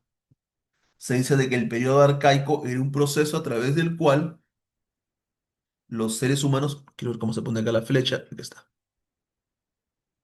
a través del cual los seres humanos dieron un tránsito del nomadismo hacia el sedentarismo. Ah, me olvidé de explicar lo que es el nomadismo, ¿no? Disculpen. El nomadismo o los nómadas era la época en que los seres humanos no tenían una casa fija. Una casa fija. No, no tenían una casa fija. Una casa con S, estoy poniendo con Z, mire. Una casa fija. Nomadismo, no tenían una casa fija. Tenían que ir de un lugar a otro y usualmente detrás de los animales, porque ellos cazaban los animales. Entonces iban detrás de los animales. Y, el- y usualmente dormían en campamentos o dentro de las cuevas. Por eso sale la historia del hombre de las cavernas, ¿no? El hombre de las cavernas o cuevas, ¿no? ¿Ok? Muy bien, así era esa época, ¿no? Así era esa época de la historia. Ahora, el periodo arcaico aproximadamente en fechas, ¿no? Ya más o menos, miren, si del 3000 antes de Cristo, vamos a ponerle, ¿no? 3000 antes de Jesucristo hasta aproximadamente el 1200, vamos a poner. 1200 antes de Cristo. Otros dicen que fue del 2000, yo le pongo 3000, ¿no? Es solo para tener una referencia nada más. En este caso no podemos ser muy exactos porque no sabemos exactamente qué fecha fue. Incluso si supiéramos matemáticamente una fecha más aproximada, no podríamos memorizar números así de varios dígitos, ¿no? Creo que 3000 a 1200 es más fácil de memorizar, ¿no? Antes de Cristo, por una referencia nada más. En este caso tenemos en el arcaico tenemos lo que es Chilca, está al sur de Lima, muy cerca, como yendo al norte de ustedes, ¿no? De los que están en el sur. Tenemos Chilca, tenemos Cerro Paloma.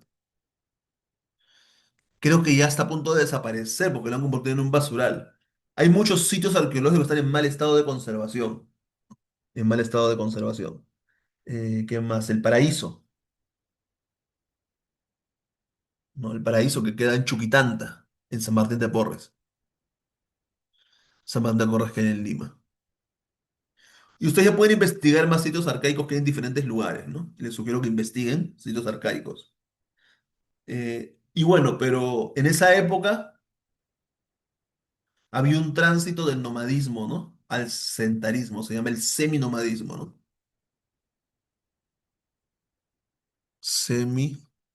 Seminomadismo. Seminomadismo. Muy bien, para ver si estoy claro. Eh, Lorena, más o menos te quedó claro lo del nomadismo, sedentarismo, ¿te quedaron claros esos conceptos?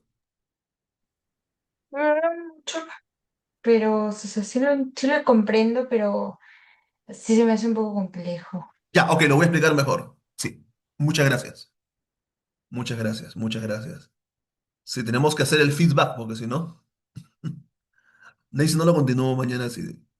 Ya vamos, mira, vamos a acabar porque quedan 10 minutos y eso ya lo continúo mañana, explicando un poco la diferencia entre el nomadismo y el sedentarismo. ¿Ya?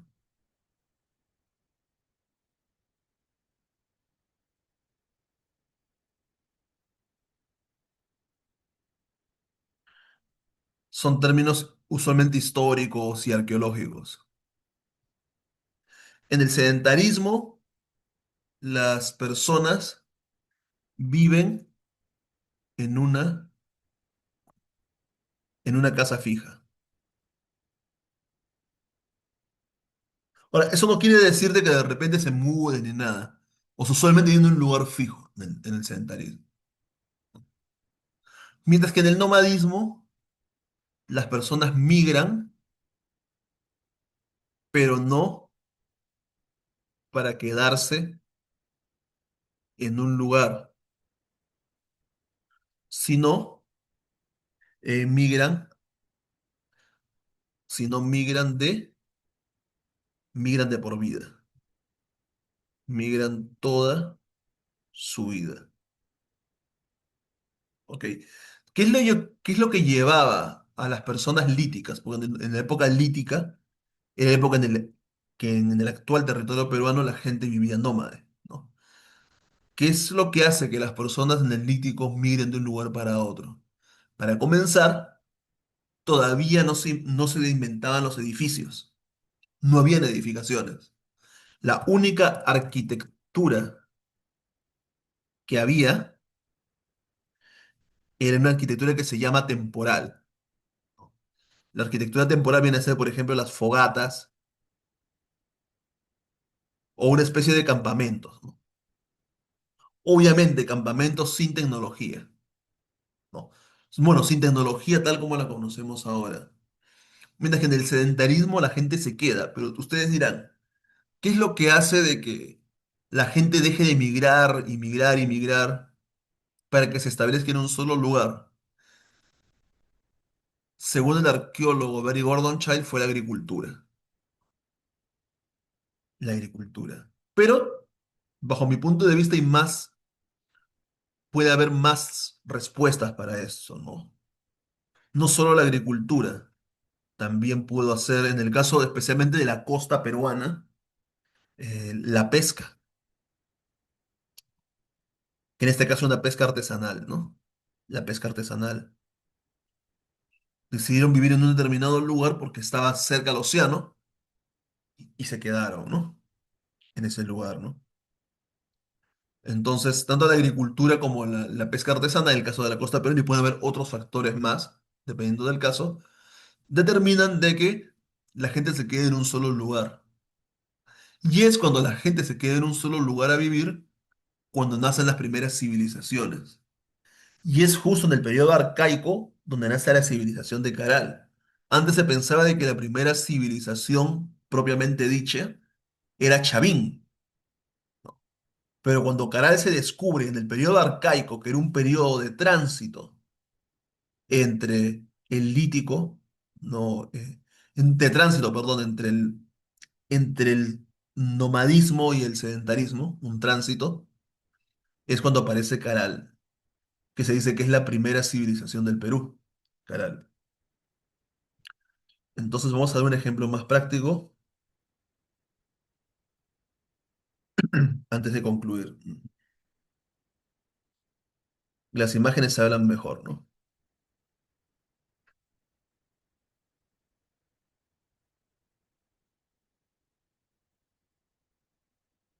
Cazadores nómadas, ¿no?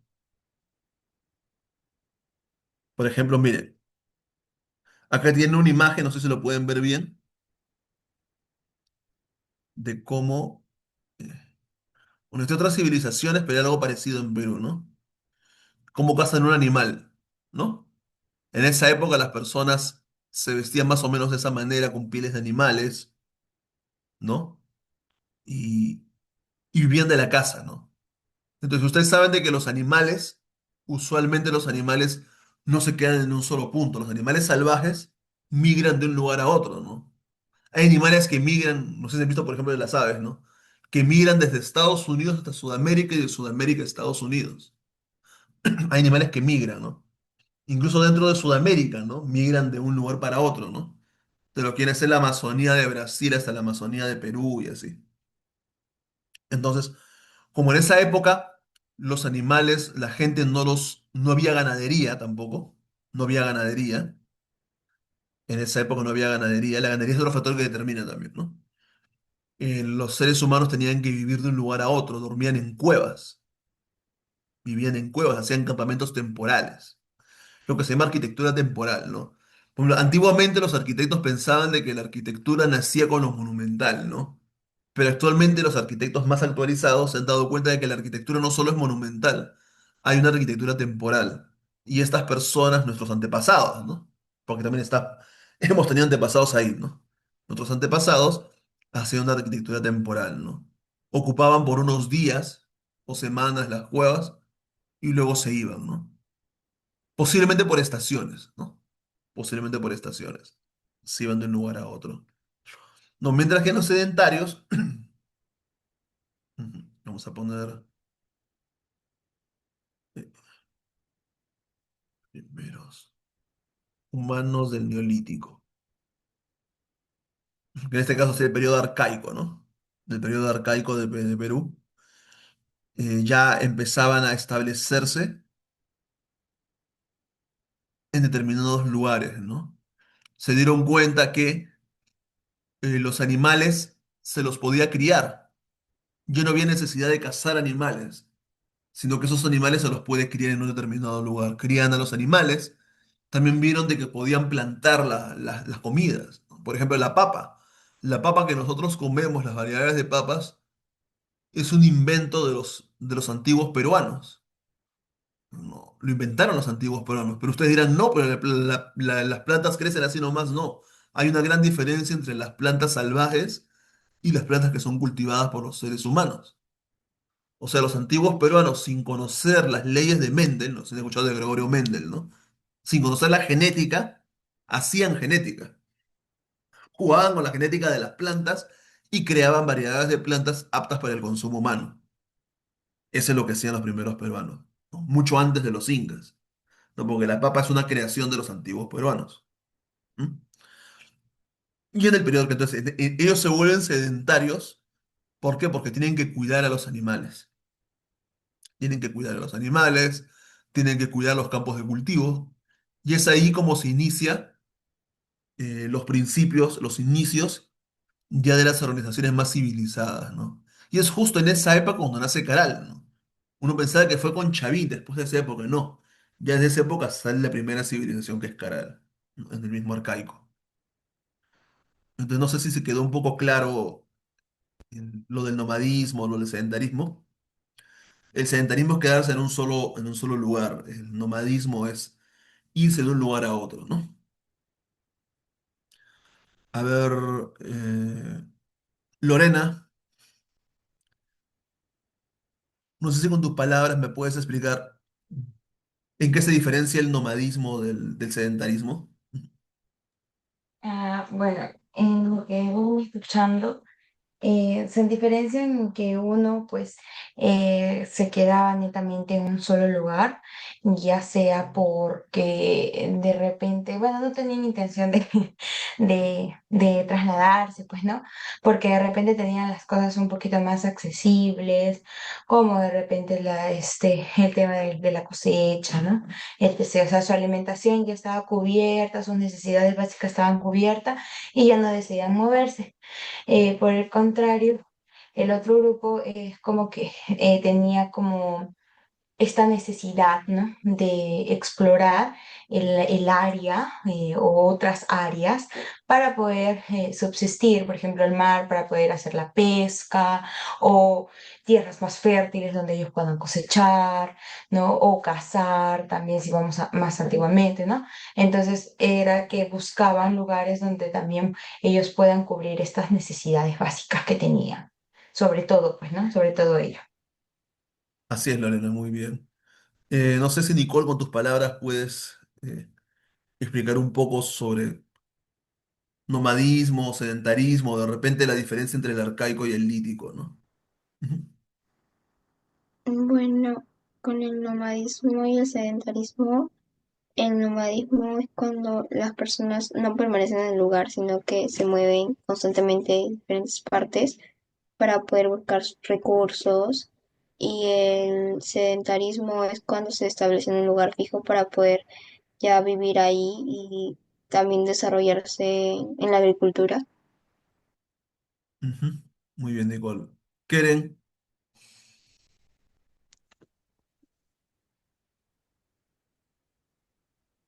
te escucho, lo que has entendido. Ujú. Sí, pero tenía una consulta, ¿sí me escucha? ¿Sí se me Si puedes hablar escucha? un poquito más fuerte. Ya vamos a acabar la clase. Bueno, ya acabamos la clase en sí. Tú eres la última participación ya para acabar la clase. Ujú. Comentaba que ya, bueno, me queda claro, pero sí tengo una consulta. No, no se te escucha, Keren. Oh, wow. Ok. ¿Ahora se me escucha? Ahora sí se te escucha muy bien. Ah, ok. No, decía que sí me quedaba clara con la acotación ya de Nicole, porque son tres. Lo que sí tenía es una consulta. Ujú. Todo esto sucedió en la época prehispánica. Así es, mucho antes de los españoles. Antes de los incas también esta parte. Ya quería tener claro eso. Sí, Sí, más o sí, menos sí, me hace... queda claro. Ujú. Sí, fueron los primeros pobladores, pues, es que en una época en la historia del mundo, no solo en Perú, los seres humanos eran nómadas, migraban de un lugar a otro, era como los animales eran. Bueno, yo sé de que hay muchas personas por cuestiones ideológicas así que diferencian, ¿no? No una cosa es animal, un ser humano, pero biológicamente somos animales, ¿no? Biológicamente, ¿no? Porque comemos, nos reproducimos y todo lo demás. Entonces en esa época nos parecíamos más a los animales, ¿no? Nos parecíamos más a los animales porque, no sé si has visto en los documentales en el África, ¿no? Cómo de repente los grupos de cazadores de leones se mueven de un lugar a otro detrás de las presas, ¿no? De los ciervos, qué sé yo. Igualmente éramos los Ujú, seres humanos, ¿no? Nosotros movíamos detrás de porque éramos cazadores, ¿no? O sea, los seres humanos vivíamos de la caza. ¿Qué cazábamos? Cazábamos mamuts, ya no cazábamos eh, tigres dientes de sable, también se dice que se comían osos también, ¿no? Pero no, no en Perú, quizá en otros lugares. En Perú hay más evidencia de cacería de mamut en Perú. Pero en otros lugares también se comían osos y otras cosas más, ¿no? Entonces, en esa época los seres humanos vivían así, de un lugar a otro. ¿Eso qué quiere decir?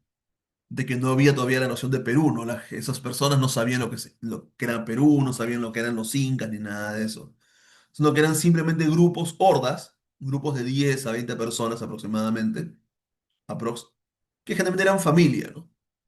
Eran de repente la mamá, el papá, los hijos, el tío, la sobrina, qué sé yo, el abuelo, qué sé yo, y viajaban de un lugar a otro, ¿no? Se movían detrás de los recursos. Entonces, posiblemente, una migración de por vida, posiblemente ha habido casos, no lo sé, de que gente que estaba de repente en lo que es ahora Estados Unidos, migraba al sur, otros del sur al norte, porque era un viaje de por vida y solamente vivías, dormías de manera temporal en determinadas cuevas, ¿no? Porque el medio ambiente era totalmente diferente a lo que es ahora, ¿no? No era el medio ambiente. Entonces, lo Ujú, que, claro, bueno, bueno, anteriormente trabajaba en una empresa, bueno, en Cruz del Sur, que es muy turística, y ujú. en ahí tuve la oportunidad de conocer gente, pues, de otro país. En este caso, había tenido una conversación con un estadounidense y me contó la historia, o sea, me dijo que ahí había indios y esa característica de esos indios eran igual que los incas, o sea, tenían la misma forma de ser. Entonces, yo me quedé sorprendida porque es como un Inca allá, entonces entiendo que de repente en esa época, como han estado migrando, se trasladaban, pues de un Inca pudo haberse ido a Estados Unidos y tantas cosas, ¿no? Entonces es interesante esa parte. Sí, así es, ¿no? Y en esa época ni siquiera tampoco eran incas, ¿no? O sea, ni siquiera existían los incas, eran simplemente grupos, hordas de cazadores y recolectores. ¿Cuántas hubieran exactamente? Nunca lo vamos a saber, ¿no? Lo único que sabemos es lo que se ha podido encontrar los arqueólogos, ¿no? Los arqueólogos excavan en los lugares que les mencioné, en Bachito Lapa, ¿no? Pacaycasa, Chivateros, etcétera. Han encontrado en esas cuevas, que usualmente son cuevas. Bueno, en Toquepala hay unas cuevas bien bonitas. Y para terminar, me estoy quedando más tiempo, pero para terminar.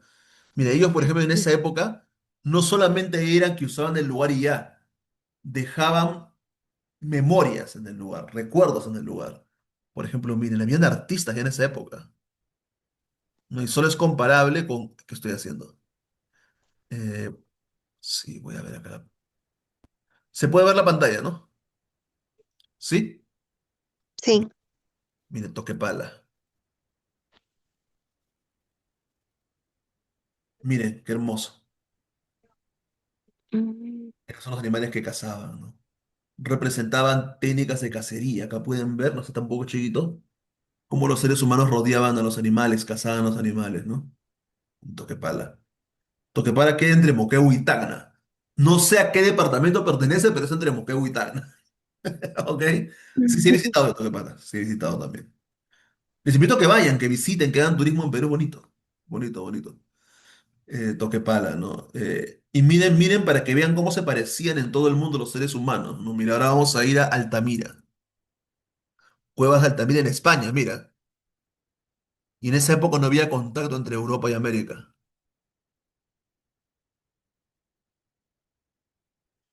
¿Ven? Si bien los animales son diferentes, se parecen, ¿no? Son pinturas rupestres, o sea, que hacían en las cuevas. Hacían representaciones de los animales. guau. En esa época, en todo el planeta Tierra, las personas vivían así, el ser humano vivía así. Ese era el nivel cultural de los seres humanos. En todo el planeta, en toda la orbe, en esa época. Y también, ahorita no me acuerdo el nombre de China, el nombre de China, también en China se ha encontrado eso. En Estados Unidos también hay estas pinturas rupestres, en varios lugares hay. No era, dejaban sus expresiones artísticas, era diferente, ¿no? En todo el mundo, ¿no? En todo el orbe, en una época de la historia de la humanidad. A nivel mundial, los investigadores le llamamos paleolítico, la época del paleolítico, piedra antigua. Pero en el Perú le decimos lítico simplemente, lítico. Entonces, esa ha sido la clase de hoy, hemos empezado ya con el cuadro cronológico. El próximo domingo vamos a detallar un poco más sobre el Pachito Lapa. No, no, esos 5 lugares. Hay más lugares, pero vamos a enfocar esos 5 nada más por el tiempo. Y vamos a ir Ujú. tanto de a poco el cuadro cronológico. Está bien, la idea es empezar desde el Lítico y terminar en la época de los incas. Vamos a llegar hasta eso. Muy bien, muchas gracias por estar aquí. Los esperamos el sábado, 8 de la noche, hora de Perú. Me quedo casi 10 minutos más, no importa. Y bueno, voy a pasar al YouTube y también al Facebook la grabación y les comparto en el grupo para que ustedes lo compartan, please. ¿Ya? Está bien. Sí, ok. Muchas gracias. Gracias, Francisca. Tengo un excelente Muchas resto de día. gracias.